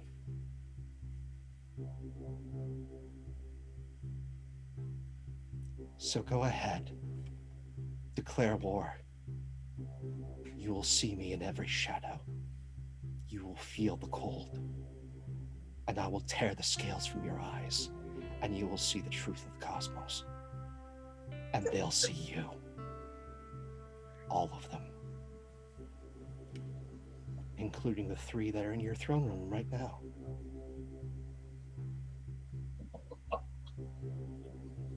There are things, terrible things in the dark, that existed before any of us. And they are hungry. Hungry for life, hungry for consciousness. And when you see them, they see you.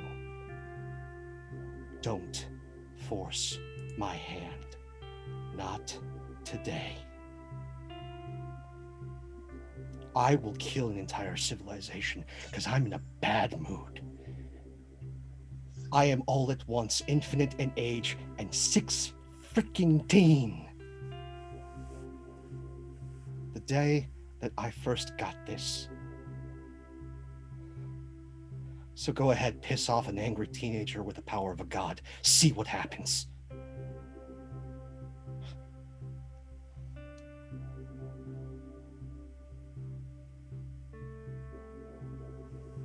You see a panel of Isla and Marvin in the library like, did he want burgundy or maroon book? I don't know what red he wants.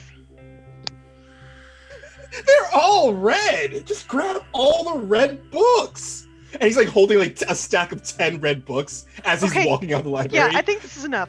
Yeah. You are impermanent, Warden.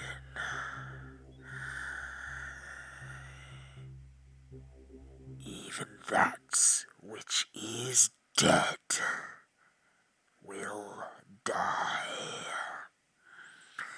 Guard our secret.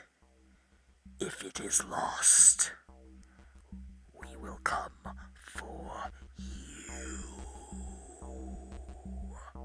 And this is why the house keeps its own. So give it back. Give it back and let it play dumb. Let it live, let it blossom, let it be human.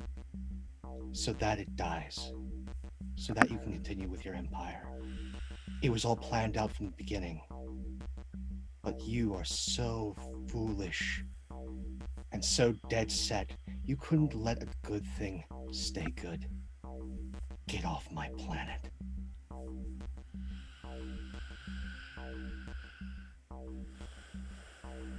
As long as it shines, it will never be human. And with that, the light dims and the crystal shatters on Opal Athena. And she collapses inert. No. Not like this. No. You dare. Ruby Mazad comes back down.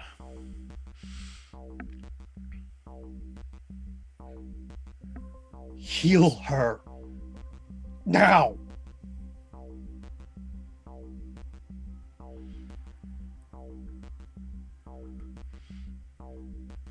She will not be healed.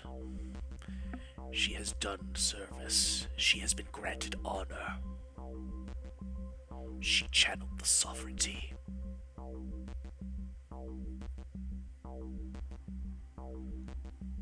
Give what I desire back. And don't ever come here again. Madon turns. I care not for this world that is clad in flesh.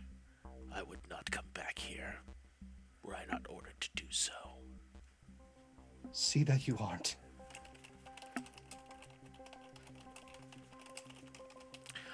Madon heads back into the ship. Sirius.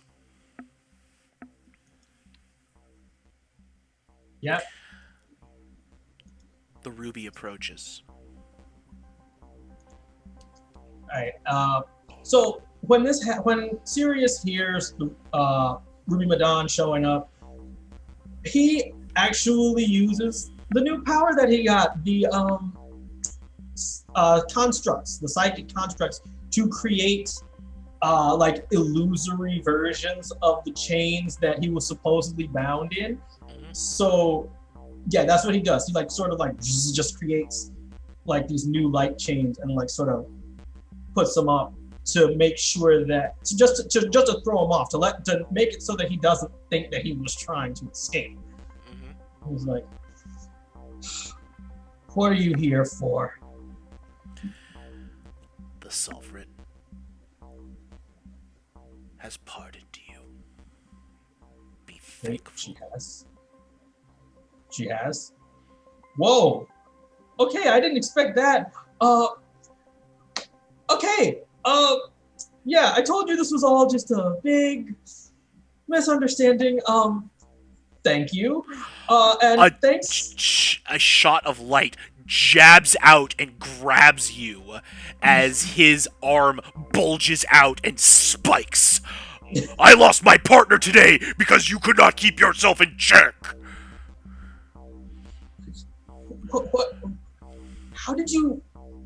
Look, I'm sorry. All right. I mean, I didn't have anything to do with it. If she like died out there, then I had nothing to do with it. I was just in here. Why we are here you because of you! You and the rest of your rogue types, who sought dissonance out of our harmony. And now we are to leave you here in your peace. Be thankful you are under protection of the Hell Warden, or you would not be returning to Homeworld. Very well. And he drops you to the ground. And he's like just, that's not fine. If Diamond Regula said, let me go, then let it be. Let me out of here, and I'll leave this place. I'll leave you alone, and you won't ever have to hear from me again. Isn't that what you want? He's deactivated the cage. Get off of my ship.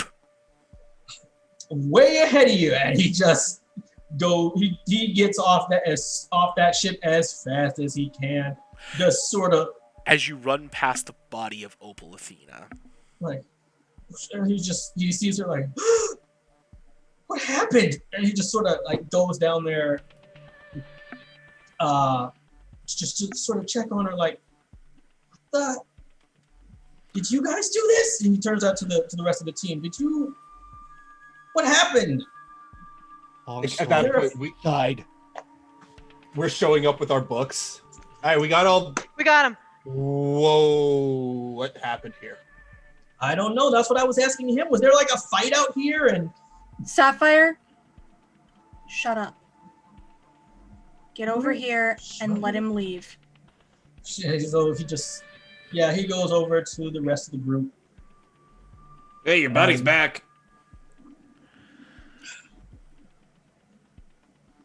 Guys, get inside, please. Something going on? Just get inside. Arthur. I didn't. Madon is retrieving Opal and taking her body back into the ship. And Sapphire's heading with the rest of the group into the house.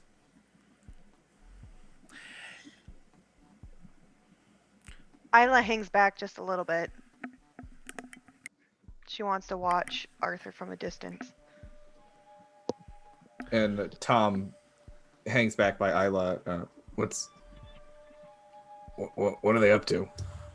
I feel like I'm missing something here. Arthur just likes to do a lot of things on his own when he shouldn't have to anymore. Oh, does he need help? Yeah. Right. Just give it a minute. Okay. Should we just watch? Feels rude. Crap. And he sets the books down, and he walks over to Arthur and just stands there next to him, like looking at the shattered lithium. They've And he looks over at Arthur.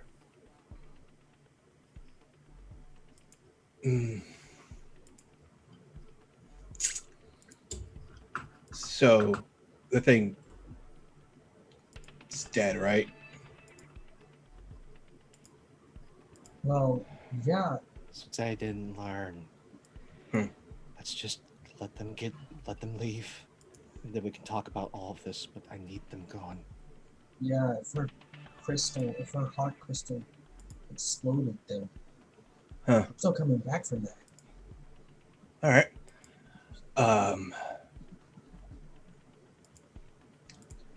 He like pats Arthur on the shoulder, like gives him a big old pat on the shoulder. Don't take too long. You know, don't do what you usually do in these situations. No, I'm not gonna do that. Because, you know, all of us... I don't get to be nice anymore, Marvin. I don't get to be nice anymore. And he just looks him straight in the eye. Panicked. I would like to pierce his mask. Do it.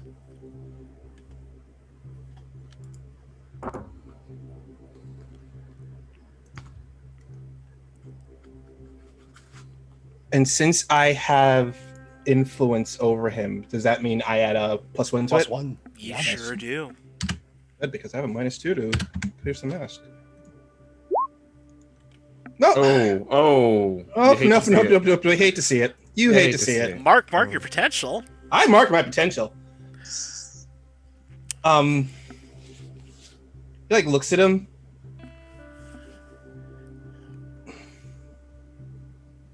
Look, I don't know what's going on right now with you, but what I do know is I know that look.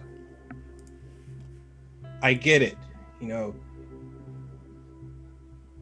I get there's times where you can't be nice. There's times when you gotta get your hands dirty. But believe me, for someone who has gotten their hands dirty a bunch of times, and I know I'm pretty much preaching to the choir right now, that blood never wipes off. Don't forget that, all right? So whatever you're planning on doing, whatever you have done, just remember that blood never wipes off. And in that moment, there's a new yellow box at the bottom of the panel. Hellwood Rule 200. The blood never comes off.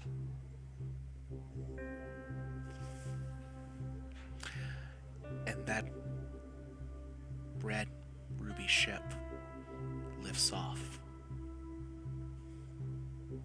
and heads back into the sky. As it rises, Sapphire just watches it fly back up.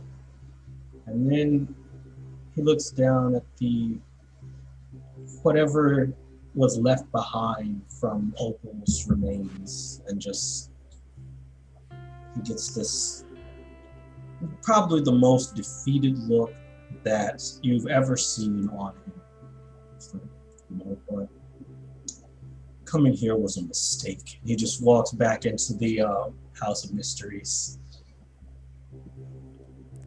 I'm sorry, guys. This won't happen again. We'll have a long talk in a bit, but first I need to...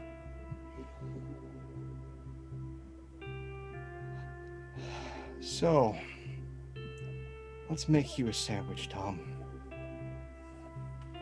Yeah. I'd appreciate that.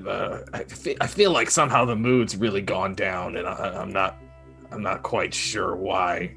Your buddy's back. That was the problem, right? So, one of many.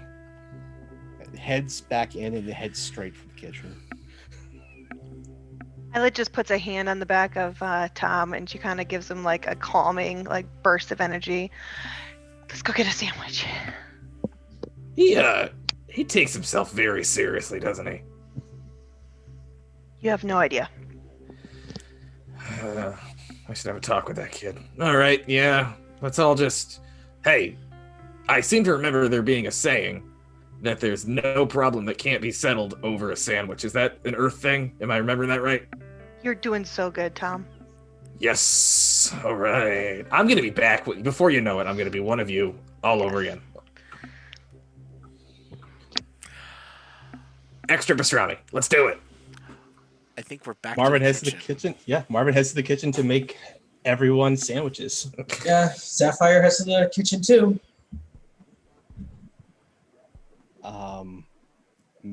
Mythos has laid out the sandwich stuff for Marvin, but has also gone through the pantries and gotten every little piece of like ready to eat comfort food just laid out on the bar, and is currently fist deep in some gummy worms. What is And that? This is the confection known as a gummy worm. It comes in many flavors. It is chewy and delightful. You may I like have the sour ones. I think that's a flavor I liked. I don't remember, but it's cool when I see you holding that fistful of you said they were gummy worms. Yeah. Yes. Seeing that, they look good, and it's just cool because it's like a food that kind of looks a little bit like the. Can I try one? Is what I'm trying to say. I just want to try one. Empties the fist onto like a Chinette paper plate and just slides them over and goes back into the bag for another fistful. Elodie stares at him, fascinated. That is bitchin'. Let me try a little bit of that. And she shapeshifts, and suddenly she's got tentacles too. Oh, you can do it too. Oh, that's cool. Did you get sucked through a wormhole? A lot of things. Oh, you want to do it? You want to do it shape off? I love this game.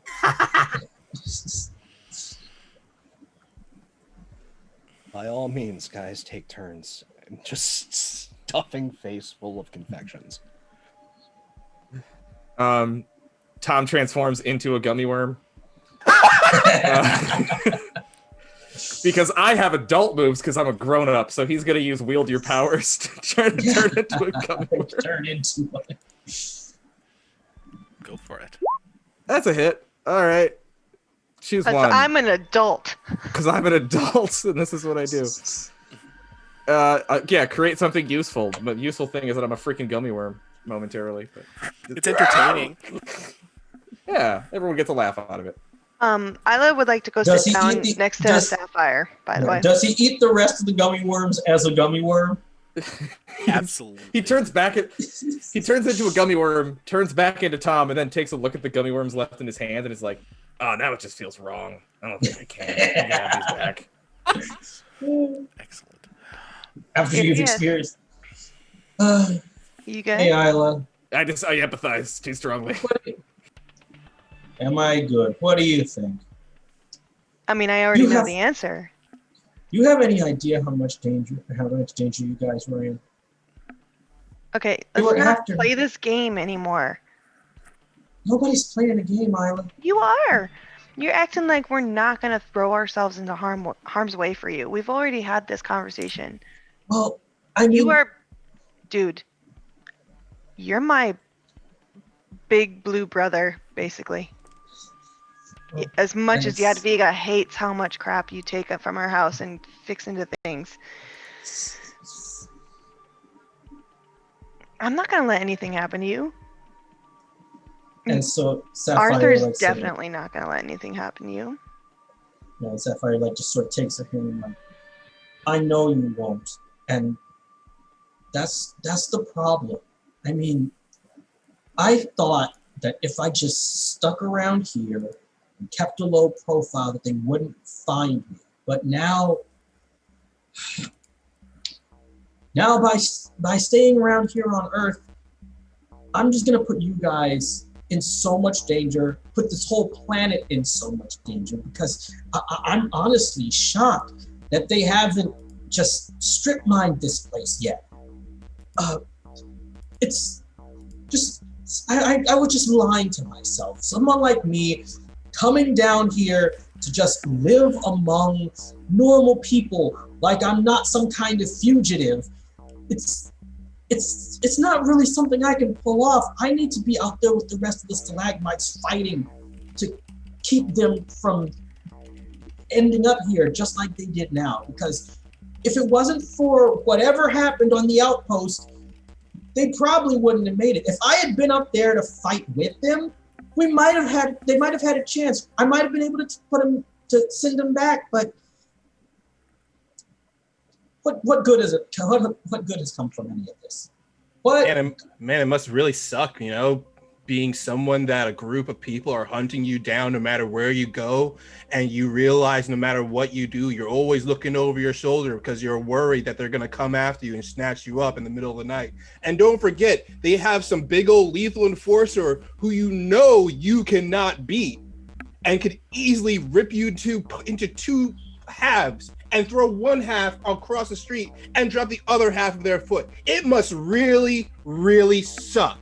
Doesn't it, Sirius? It really, really does. And you understand? Yes. What I'm saying is, guess what? We're all in that situation.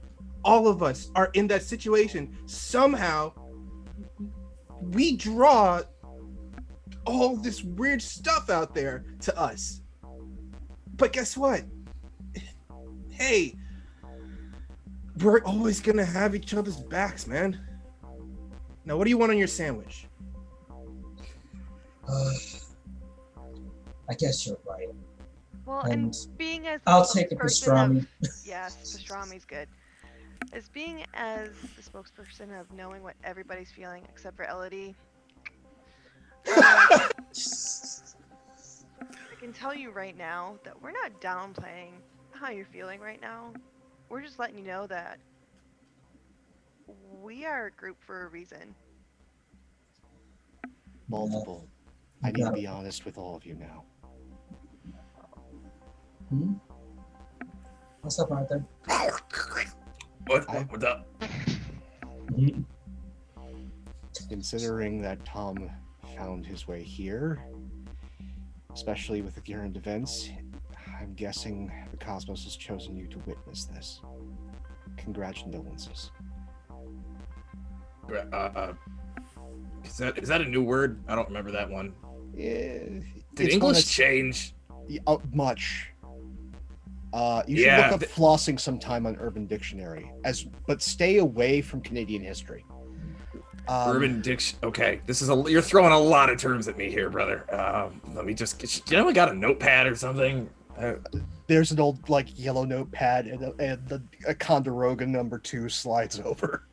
Oh wow, these are the best pencils. I remember these. These are great. Yeah. Been around forever.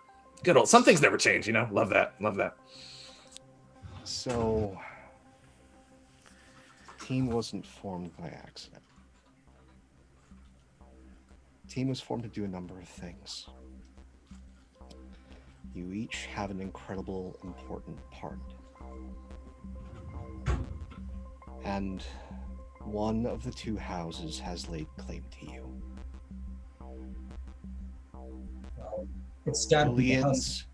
Not here anymore. Wait, what? Wait, so you mean... Are hellwarded? Right now, the House of Secrets is locked. As long as it is locked, that means Julian's alive. Right. So If it comes unlocked, he's either alive and the problem is dealt with, or someone needs to bind themselves to the house. And what problem is that? Hell Warden rule number 3. You will make mistakes. I grabbed Darkstryder and I brought him to the House of Secrets. You did what? You see Marvin instantly, the knife he was holding just shatters in his hand. Where is he? Still in the House of Secrets. I want to see him. He might actually know He something. came after all of you guys to get to me. It doesn't matter. I want to see him. There's no I need information. until the house opens, which either means Julian's dealt with it or he's dead. That means that he's stuck inside too, right? Darkstryder? Darkstryder? Yes. If Darkstryder doesn't go back to those guys, you know they're going to send Grendel. The thing is, that was an opportunistic deal. This guy was informed, motivated, and was just using those jobs as a cover. He has plans for the House of Mystery.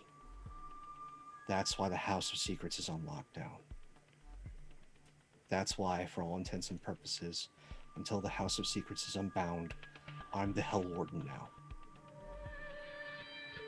Yeah, you So know, you I were kind had of a- telling the truth.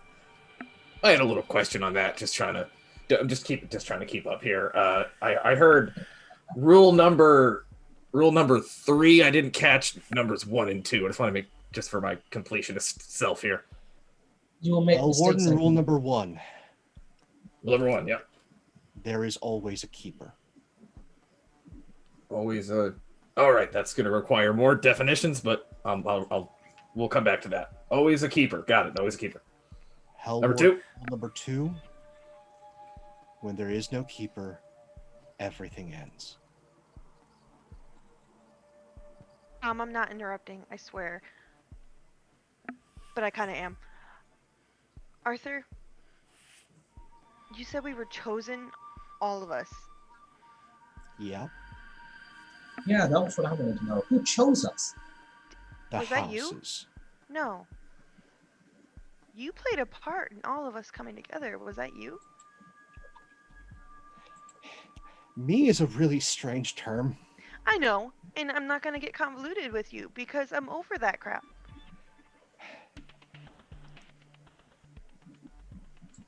Temporal future me, maybe? It's hard to explain. No. No. I'm not going to do that. Not with you. You were supposed to be one of my oldest friends. I am, and I'm not. And I'm that's both. bullshit, Arthur. The situation is quite literally all bullshit. Okay? There Mhm. are conflicts that are going to happen which are important. Incredibly important, and they need each of you. Did they change the meaning of the word literally too while I was gone? So this is all actually bullshit. Turn of phrase. You got me there, Tom. I'm not trying to poke holes here, but I'm just trying to keep up. But hey, You're continue. doing a real good job, Tom. You are reintegrating quite well. Here's the thing. The me part, the Arthur part, the Julian student part. Yes, I'm all your friends. Yeah. And as friends, I'm quickly realizing why Julian made certain, why the houses made certain that I had you all as friends. It's not to keep me safe. It's to keep everyone else safe. I have very little of a moral compass. I'm allowed to call the Queen of Winter Nana. I am tied to death, destruction, and the darkest places in the cosmos. My tendencies are violent. But when I'm around you guys, I want to be better. I want to be nice. I want to be Arthur. But when I don't have you, I'm not Arthur anymore. And so that's why we don't push things. And he stares at Elodie. Because as much as we need each other. We can't accelerate the clock, not till we're ready. Because everyone here is important. Everyone here has their role to play. Fate is tied to this. The city is tied to this. Mistakes not of our own making, as well as our own, are tied to this. And I'm sorry. For my part, I'm so sorry. Marvin slams his fist on the counter, causing it to just crack hard. All right, you're sorry. All right, we're moving on. No. No. He said he's sorry. Moving on. We got other things we got to take care of now. We got what's going to happen next. I don't know. Something from another dimension is going to come after us next. Is that what's going to happen? Is that also part of this big grand plan? Is that what it is? And are they going to? And I don't know the order. But it doesn't matter for us because our free will has been taken away. Yes and no. So, you have free will. You make your choices. Do we though? Yes, you do. Because you keep saying fate has put us here. What if we didn't want to be here in the beginning, but then we were forced into it? Then there's resonance. Now we're getting into string theory. You have free will. You No. all do. Elodie doesn't have any. Not anymore. She's stuck on this path now. Probably partially because of you. And everything No, else. Isla, no. That was all me. No.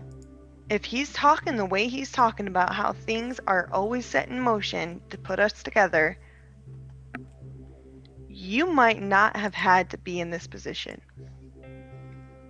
It had nothing to do with him. It had nothing to do with him. The night came, he killed Mom, he killed Joey, and she stops. But who's to say that night would have not gone elsewhere? And she looks at Arthur. He doesn't look away, he just looks at her. so The night, We don't have a choice in this. the night,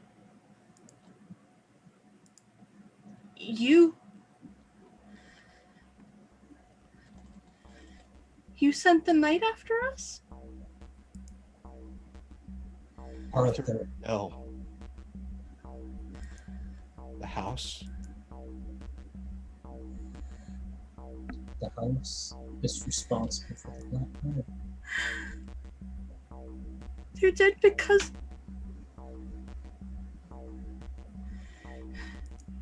I just grab Elodie's hand and I grab Marvin's hand. I'm like, I think we're done for now. You enjoy your multiple cosmic realities. I'm gonna try and walk out with them. Elodie You know- shoves Isla away and gets right up in Arthur's face. I relive it. Every night. Every night, it's on the back of my eyelids. Mom shoving me and Joey down that alleyway, saying, "Run, I'll hold him off." Me climbing into that fucking trashy dumpster and trying to get Joey to come in with me and hide, and him closing the lid, telling me it'll be okay, sis. His hat on the pavement, covered in blood. Every night. I can't stop seeing it. And that's on you. I can't fucking believe you do this to me. Going for a drive. So am I. You know, earlier I said And there was a Marvin, like, mistake just walks right out. You know, earlier I said that coming here was a mistake, but I was wrong. It wasn't a mistake at all. It was the whole thing was entirely intentional. I just wasn't the one who intended it. And so he just sort of walks away. Is Elodie still in the same room, by the way? She has dropped to her knees, and she's just openly sobbing into her hands. So Sapphire just sort of goes over to where Elodie is, and he just sort of goes down to her and just sort of embraces her. And he's like, "It's okay. I have an idea. I have an idea that will fix all of this. I never was supposed to be here. Maybe you don't have to stay either."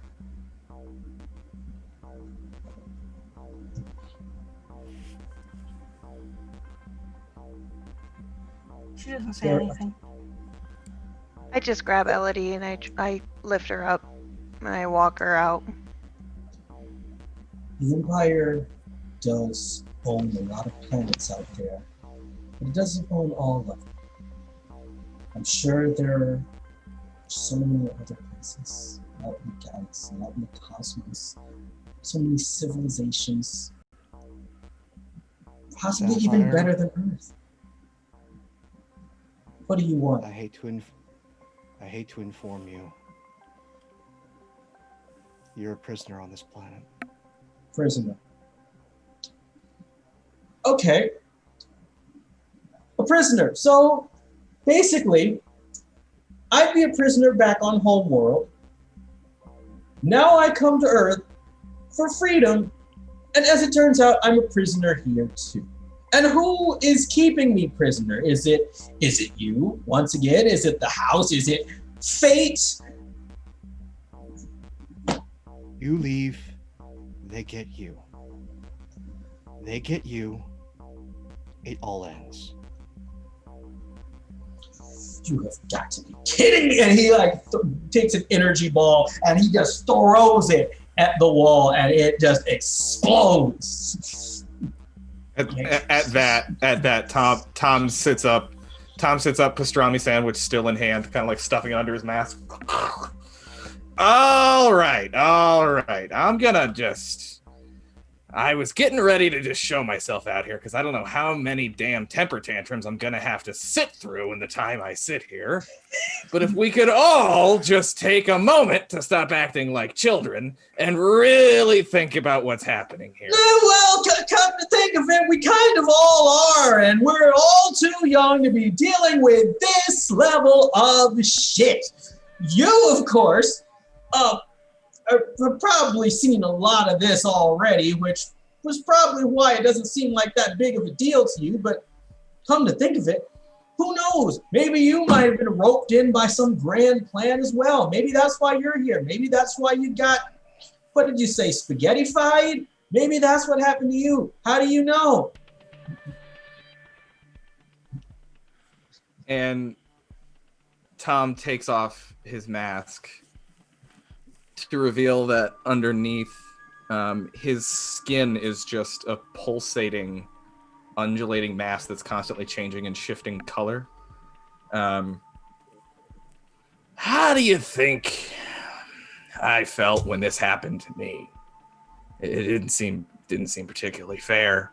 I didn't do anything. In fact, I was just doing government service for good old President Nixon, just out there flying around Earth, zipping around, learning all about how we can have a base on the moon, a launching off point to get to distant stars and galaxies. Before you know it, this fancy thing called faster than light travel is going to take us all the way to Sagittarius A. That's what they said back at NASA. Well, I got to try it out. And you know what happened to me? I got stretched out like fucking taffy, and I got the ability to transform my skin. So, how do you think I felt? Did it seem unfair? Hell yeah, it felt unfair. I spent the next, honestly, I've visited 4 or 5 dimensions, totally flirted with the 6th one. Didn't seem like it was for me. I don't really understand the way time works to you people anymore. I have seen things you couldn't possibly comprehend, and I have gone places your mind cannot even possibly wrap itself around, even though you're not from this planet. And I'll tell you what, if I had sat and moped for half the time that you kids are, I would have been reduced to space goo a long time ago. So here's what you do. Let me give you a little tip. Major Tom's better living through problem solving. You get yourself a legal pad. You want the big, long ones. The yellow ones, I remember those. Those were great. Yes, the big, extra long. You're going to want to get yourself a pencil. Again, I'm going to recommend a Ticonderoga number 2. These things are great. Now, very important, pay attention. It's got to be sharp. If you try to use a dull one, it just won't work. Right, so once you sharpened up the pencil, you sit down and you write down the problems you got to solve. Now, there's going to be a big old list. I mean, hey, take my example. You find yourself wandering out in space, basically losing all sense of reality for God knows how long. There's going to be a few problems that need solving. But you write them all down and you start solving them one at a time. You check them off. And guess what? You solve enough problems, you get to go home. So start solving problems and stop complaining.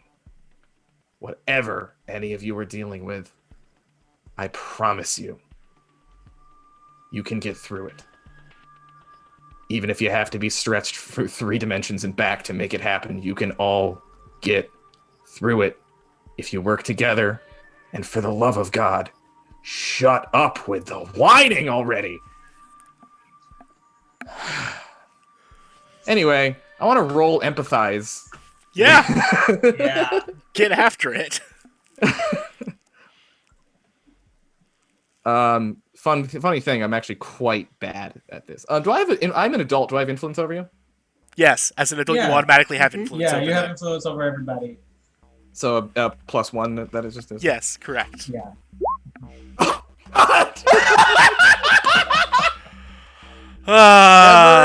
You don't understand Never- me. never Nobody monologue. understands me. Never monologue before you roll. Oh Yeah, my gosh. I mean, at that point, what it means is, well, the Mythfits will take whatever lessons they will from this versus necessarily specifically the one you intended to impart on them, Tom. Right. So basically, fine. You got a point. Let's just.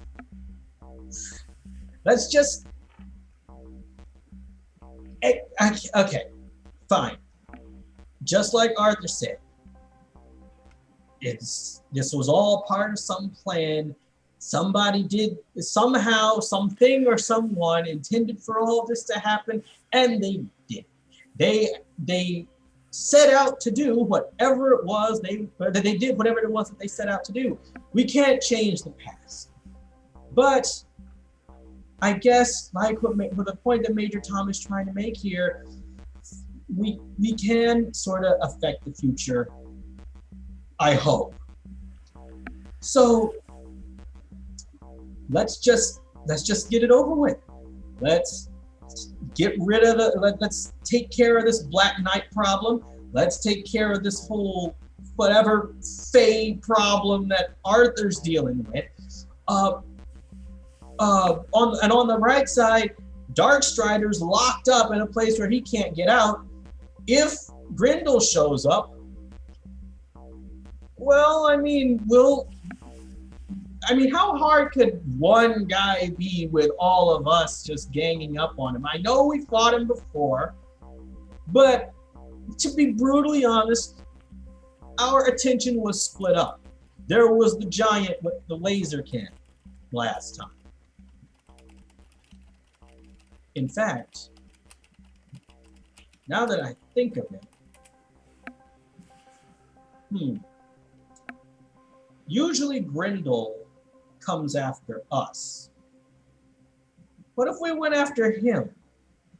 I don't know where exactly he is. But if we could get the jump on him, then maybe we might be able to, I don't know, subdue him, lock him up somewhere. What do you think, Marvin? Actually, Marvin's gone. Yeah, Marvin's been Oh. gone. Yeah. Yeah.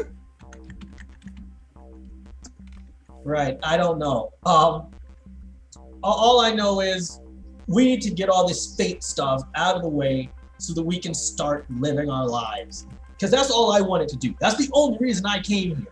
I just came here because I wanted to be myself. But apparently now I'm a prisoner. So there's that. Start solving problems, kid. And by the way, do you mind if I leave this off? It's a bit stuffy, but I know this is a little upsetting to a lot of people. Oh yeah, sure. You look a lot like this one star metal star that I got, and he pulls up the video. You know the video that he was watching before in in that room with the Cthulhu man, like he was singing intergalactic death metal with his head banging with his tentacles. You look a lot like this dude. I can't really pronounce his name, but I know it.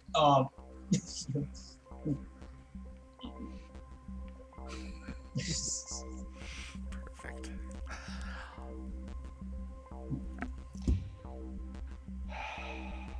Okay.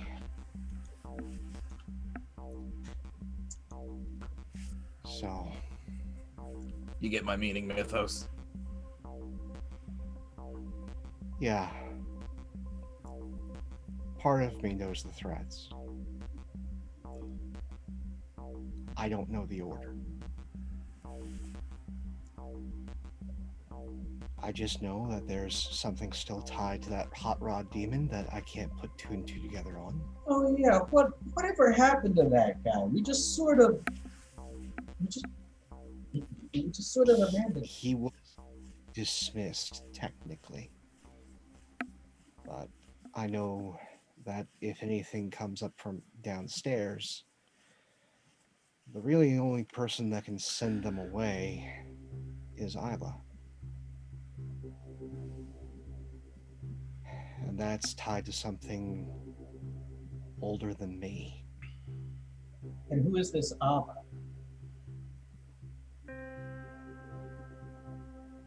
Isla.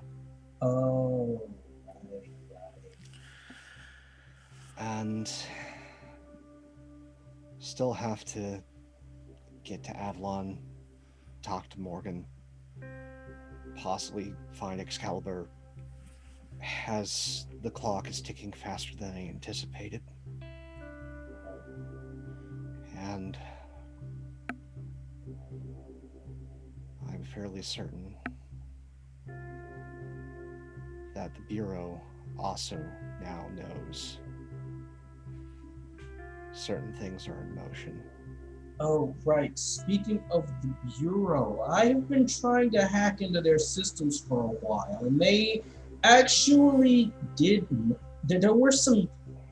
There were a few mentions of some files in the system that weren't actually there. They were sort of like, apparently they must have been stored somewhere else. So, there's that. Some of this information might actually be in those secret files. I wouldn't be surprised. The Bureau is older than you think it is. Right. I don't even really know too much about this Bureau. I know that they're a big deal here on Earth, but I'm not entirely sure exactly what they do. Like, Bureau of Observation. yeah, the Bureau The of Observation. all-seeing eye. Right, It so goes they're all back just watching. No, they're watching and waiting and planning. They are humanity's defenders. Yeah. And Yeah, they come sure. up with solutions to the big problems by any means necessary. Yeah, it seems like Marvin's a it's solution. A solution to a problem they know about, and I only have an inkling of. right. And it might actually be somewhere in these files. So, also, Matt, what exactly were the files that were mentioned that Sirius actually discovered? Because I remember you mentioning something about finding some files that weren't in the actual system. You found references to files. References to files. Basically, you went into the system, and it's essentially just like a front with a couple things behind the shell, and that's it. Right. So were there any references to anything that might be relevant to this whole situation specifically? Depends. Do you know what series of numbers pertains to this situation? Probably not. Let's see. I don't know. But is there anybody who does know which series of numbers? Because, oh man. Series of numbers. Somebody looks like they're having a time over there. Yeah, I know. Like, I know I'm forgetting something important. Care to enlighten us, Celeste? There's Yeah. I wasn't sure if I was allowed to. The numbers, Ulysses Tube, the commissioner. Right, the numbers that he the ones that he mentioned. That was The username.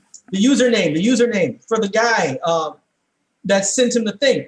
And it's like, wait a minute. So, you know what? I've got an idea. Wait. Oh yeah, he was in the room when Hassar was talking about this. Okay. So, I've got an idea. Ulysses mentioned something about a username, right? Do you think by any chance he might have, do you by any chance have that username? I know he said it's just a string of numbers, but there were a lot of files, references to files like that in the system for the Bureau, so maybe we could give it a shot.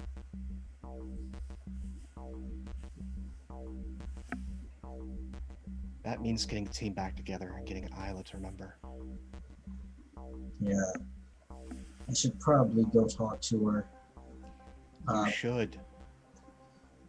Yeah. Right now, I'm going to be here and drown my guilt in chocolate cake. Yeah, I guess. Inside the refrigerator, there is a Tupperware that says "Guilt Cake for Arthur," and at the bottom it says M for Marvin, because Marvin obviously has made Arthur a guilt chocolate cake that he has eaten many times before.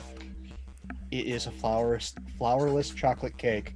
He just opens the Tupperware, gets a grapefruit spoon because he's that kind of heathen, and then just digs into the cake and starts eating as the world that he knew is all crumbling around him. And there's just an errant thought of, this is delicious. I hate hurting my friends. I really hope Liza is taking her time with Tube. And So, just drawing his teeth across the spoon. right, and then like before he leaves, Sapphire just sort of walks behind Arthur. He gives him like a pat on the back and says, "Hey, I'm sorry I lashed out at you back there. It wasn't If- the last time. It probably won't be, but I shouldn't be blaming you. I know you said that this is It's all. okay to blame. It's okay to blame me, Well, Sapphire. but that's just the thing. Like you said that this was something that it's put us all on this path. It wasn't something that you had any control over, even though everybody's blaming He you. just looks at you, eats the chocolate cake on the spoon. You should go see Isla.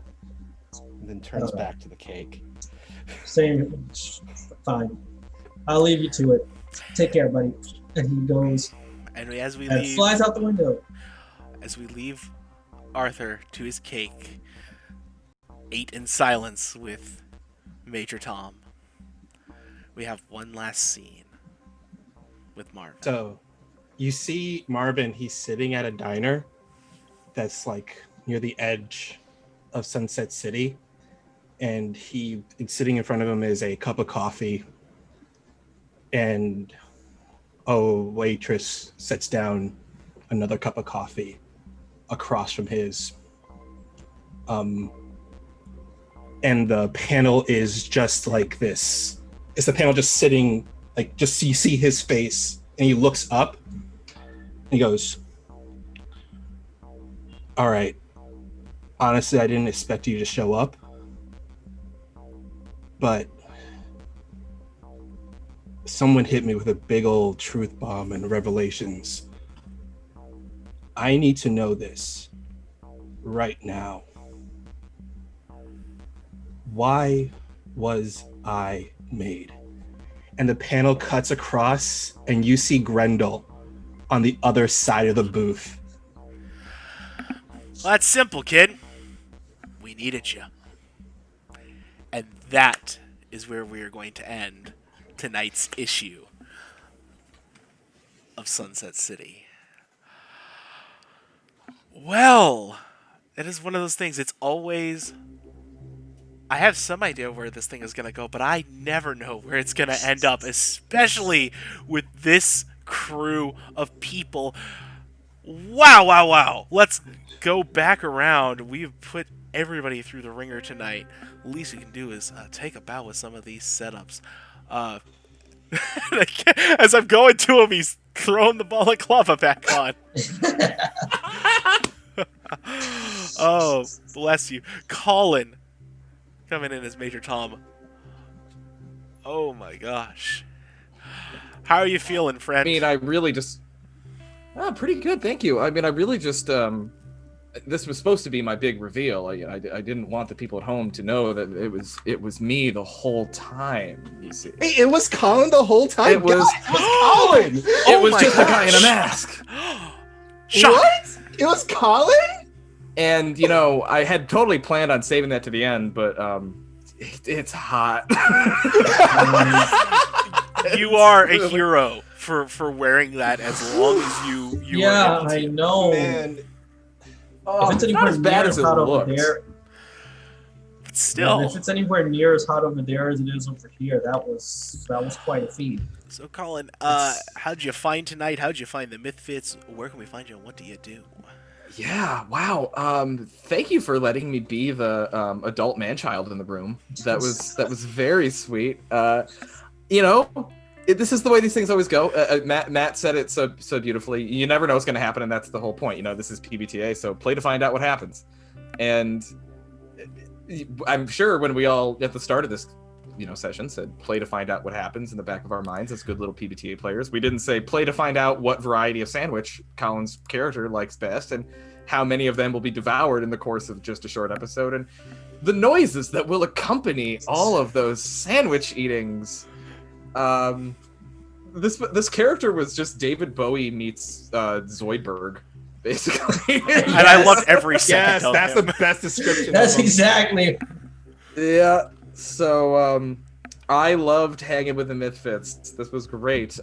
Thank you for letting me be your weird space dad for a short period of time. That was so lovely. And I would love to hang with you. I would happily be your space dad anytime.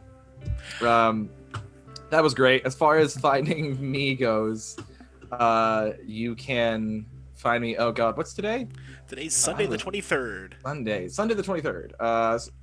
Tomorrow night on Kobold Press for Lessons in Deep Magic, which is this crew is so extra, y'all. Like, there's just so much.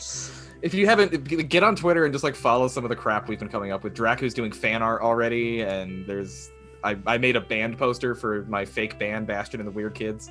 Nice. For this. It's gonna be so good. And then that's tomorrow night on Kobold Press at 8:00. Great crew there. And then Wednesday night, Cult Divinity Lost, I Am Pilgrim on Encounter Roleplay, which is just so freaking creepy.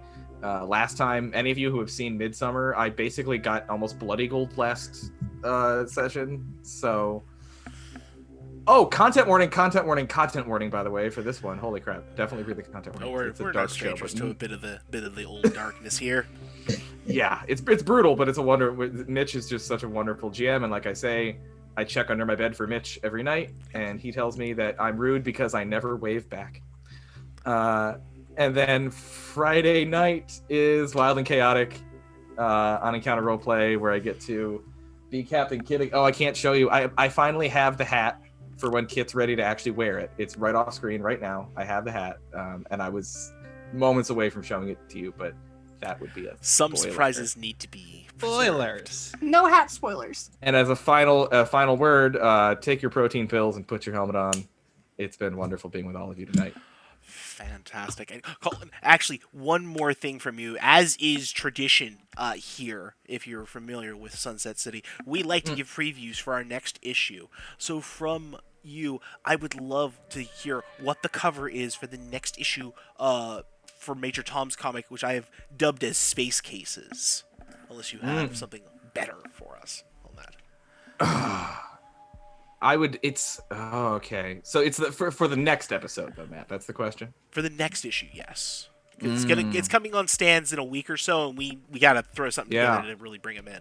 Space Oddities. Space Oddities would be the great. Oh Yeah, that's the one. Space Oddities. And I kind of want just one of those really very Alan Moore-ish up close shots. Alan Moore loved to do in Watchmen would do the up close shot of the smiley face with the smear of blood on it, and sometimes it'd be like a cheeseburger and stuff like that. I want a pastrami sandwich zoomed up very, very close, dripping off of a countertop that you can't quite tell, is it blood or is it Russian dressing? One can never be sure. Does the tagline on the is the tagline in the comic "Make way for Homo Superior"? And Tom's helmet hanging out next to a bloody pastrami sandwich.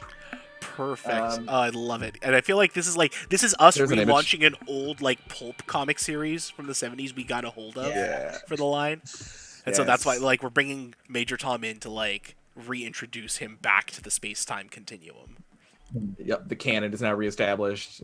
Oh, by the way, I'm Colin Omicon on Twitter. I never mentioned that. Follow me on Twitter. Probably. Yeah, that's a good idea. But yeah, oh my gosh, I love that. Perfect. Great. Notes. I need notes. Oh crud. There are notes somewhere. In the meantime, Wally, how you feeling, buddy? Boy, howdy, how am I feeling? I came up with that stinger at the very after he walked out. I was like, I'm gonna do that. That's beautiful. Yeah, absolutely beautiful. Because he's figuring hey, I'm just gonna go straight to the source. Yeah, today was a very emotional episode, and all it needed was, the Doctor Who theme, I am the Doctor's theme playing when Mythos was making that speech. That's all it needed to cap it off. Yeah, that one, that song. It just needed that, needed that. But oh man, it was a great episode. Very emotional episode. What's gonna happen next? I don't know. You can find me, Wally, on Twitter at Wally132.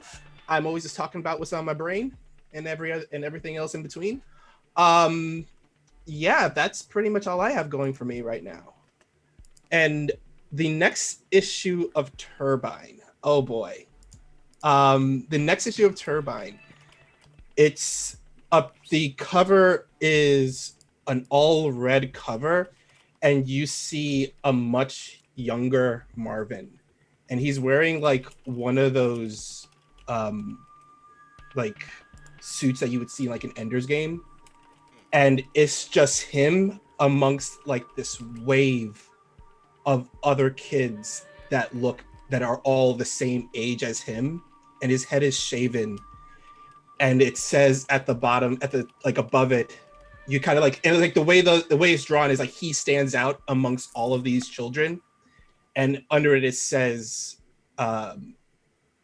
welcome to kindergarten. Oof. lovely. We get one of those fantastic Turbine flashback issues, which we all love so much.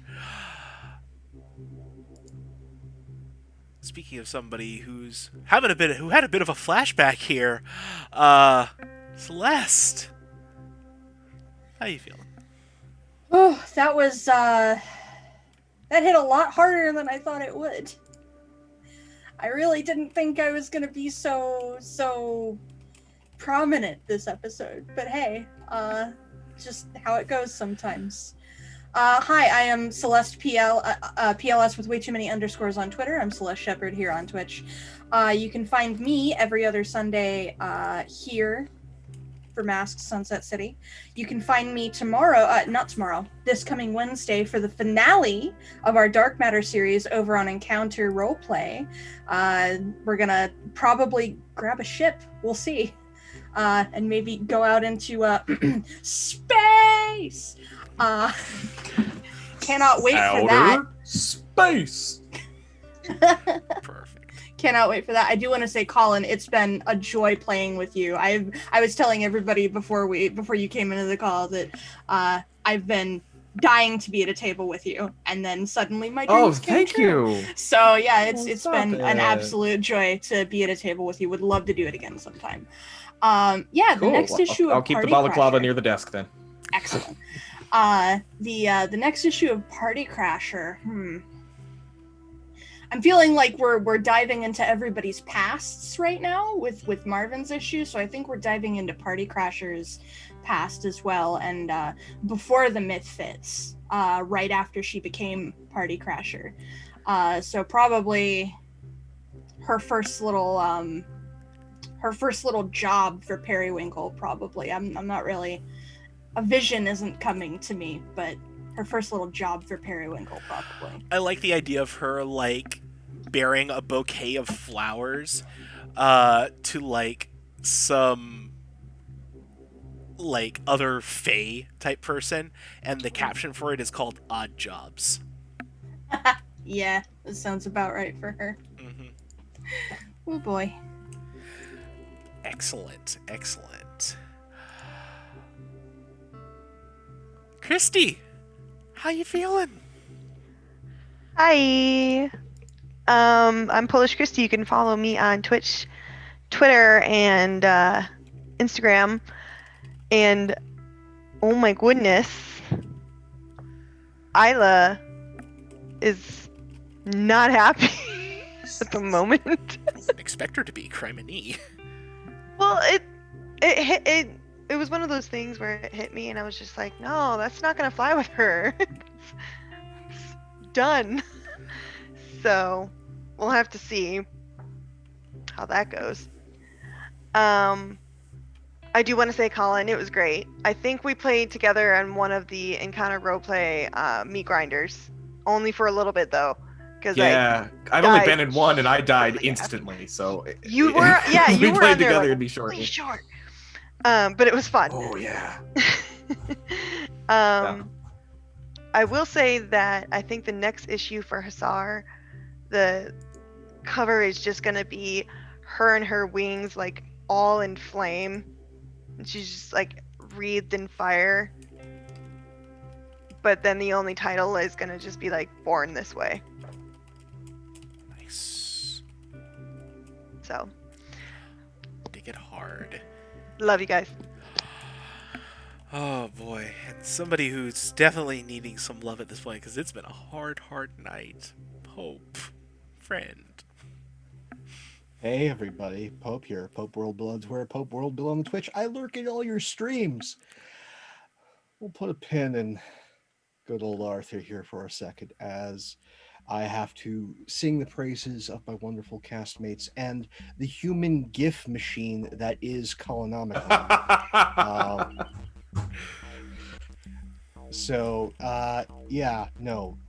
Follow these people. These are good folks. These are hard times. You need good in your life. You see all those names, follow them. They're good folks.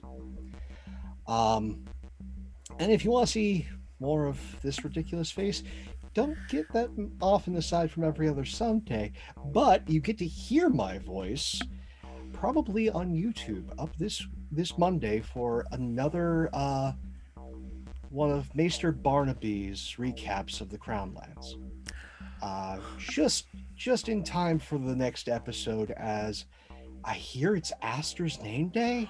Oh it's gonna be boy! awful. I hope he gets a pony. He's gonna get A something. Game of Thrones party that always And- ends so well. Oh yes. Bring out the pie. But definitely tune in on Wednesdays for the amazing folks there on Encounter Roleplay, and stay tuned as next month starts up One Shot Wednesday, as there's going to be a bunch of things. Fiasco. I hear tell there might be a wrestling show. Might show up for that one. And then Monster of the Week. If you want to see what happens when they put this Mad Mind in charge, and they actually trust me, I don't know why they do, come tune in at the end of September. But As before someone you do who that, has been there, yes, do it. as before you do that, follow these wonderful people. I want to bring up EncounterCon. That is happening this weekend. You're going to see a lot of familiar faces probably here and from around the web, playing some incredible stories, stuff like Steel Knocked, stuff like Terra RPG. I know probably a number of these names aren't standing out for you just yet. There are a lot of new stuff, and let me tell you, if you want to see some incredible stories, tune the hell in. They will make you laugh, they will make you cry, they will make you squirm like Colin with his noises. And more on the This game is about embracing mistakes and trust. And the only way I can make those mistakes is because of the trust I have with these wonderful people. And we get to see the drama and the fallout. And speaking of drama and fallout, next issue of Hell Warden. It has a double cover.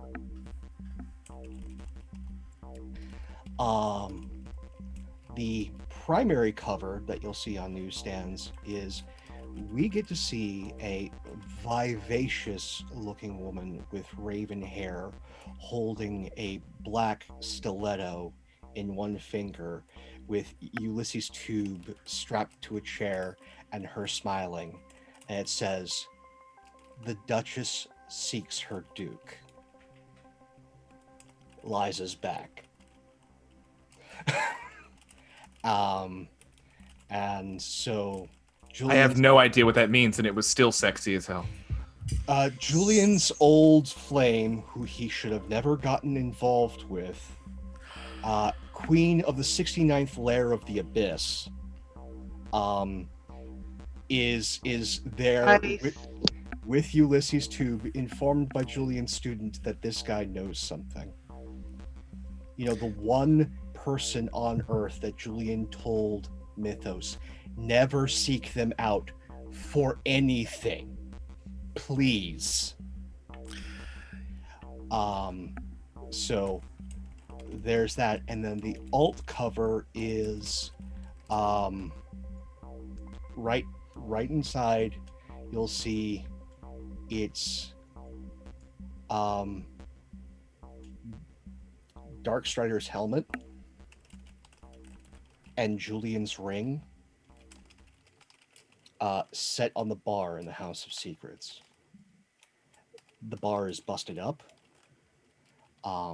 There's blood scattered across both items, cigarettes, and one playing card with obviously a bullet hole through the tip of the ace. And the subtitle for this issue is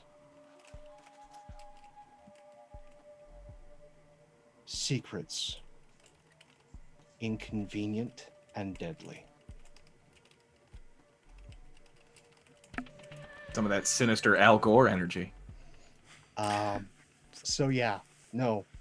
Thank you all for being here, watching live, YouTube, VOD, wherever you are. You're as much part of the story as we are.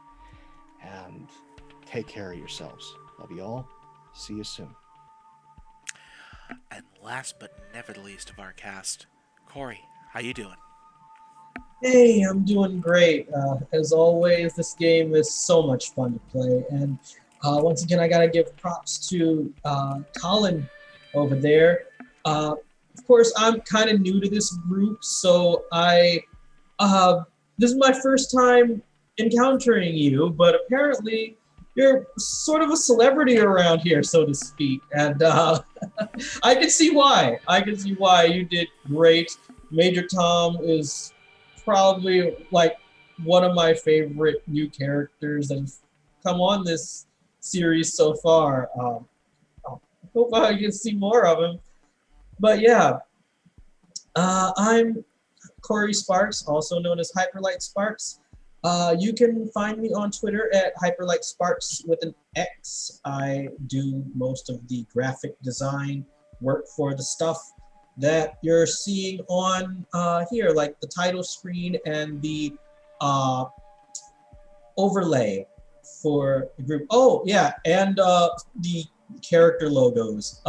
Those two, the little skull and the little key, I made those. Of course, that animated scrolling city thing was not mine. I have no idea where that came from, but that was beautiful. We have fans, many and deep. Okay, well, yeah, definitely from one artist to another, props to whoever sent that, because that was awesome. So yeah, as for the new issue of the Sapphire Sirius comic, the cover will show Sapphire's ship fleeing from the home world that Elodie saw in her vision, being chased by a bunch of other ships. And inside there's Sapphire and a couple of other Lithians sitting in the back of the ship, and they're all screaming, trying to get away. And it says on the thing, on the caption, "The amazing tale of Sapphire's great escape, Starship Road Trip, Part 1 of 3. And that's one more flashback episode, the story of how Sapphire Sirius came to Earth. So, yeah. Excellent. Excellent. Well, we have come to the end of things. As noted at the start, hey, I'm Matt, the Killer GM. You can find me on Twitter at the Killer GM. I write about gaming stuff, talk with people about various nerderies and whatnot, and try to put together games like this because I love these people and I love playing games with them, telling stories. And all of you who are watching, who catch us live, who watch us on the VOD, who pick us up on YouTube, thank you. Thank you so much for watching. We ain't here unless we got you. And it's just humbling to do this. Anyways, you want to find me other than every other Sunday here running this thing. I do have a few more guest appearances happening on the Witcher Family of Race. I actually just got some news, so I am not going to be able to make it this week, which is really bad because Harald of Oxenford and Dusa of Gamera just touched off a bunch of undead with a banshee, and that's a hell of a thing to be in. So we'll figure out what's going to happen there. Otherwise, EncounterCon is this weekend. I'm not participating myself directly, but Encounter Roleplay, big friends of the channel, go see their stuff. So many great things. I may not be there, but something my helpmate is the wonderful Donathan Fry is running Jesse Daring in the Temple of Fallen Stars, and so you should go meet Jesse Daring because they're pretty great. And I'm gonna kill a bunch of people too in the Fey Grinder. So come. Hey, yeah, go murder people. I love meat grinders. Fey murder. Yes, excellent. We love murdering. I'm in danger. You all are very much. so much stuff to do at EncounterCon, so catch up with that. It's going to be amazing. And yeah, about those one-shots happening next month, I hear something about the wrestling being called Elite Wrestling Pros or something like that. You're going to have to figure out what's going on there. It's going to be a thing. We'll find out. And as we come down to the last of it, I guess I might have a stinger for you folks. I mean, what? Of course. Well, you already had the good one with Grendel. I gotta give a little something here. The last thing I think we get to see before we end our little comic here for tonight. I think we see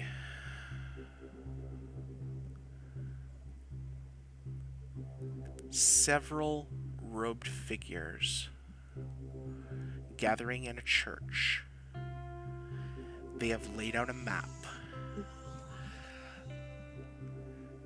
A map that leads to somewhere in Europe. They say there's a word panel or bubble. There. That is where our master's body lies. We will recover it. And that is where we will end tonight's episode of Sunset City. Remember, folks, with the Killer GM, you can always bet your life on it. Take care, friends.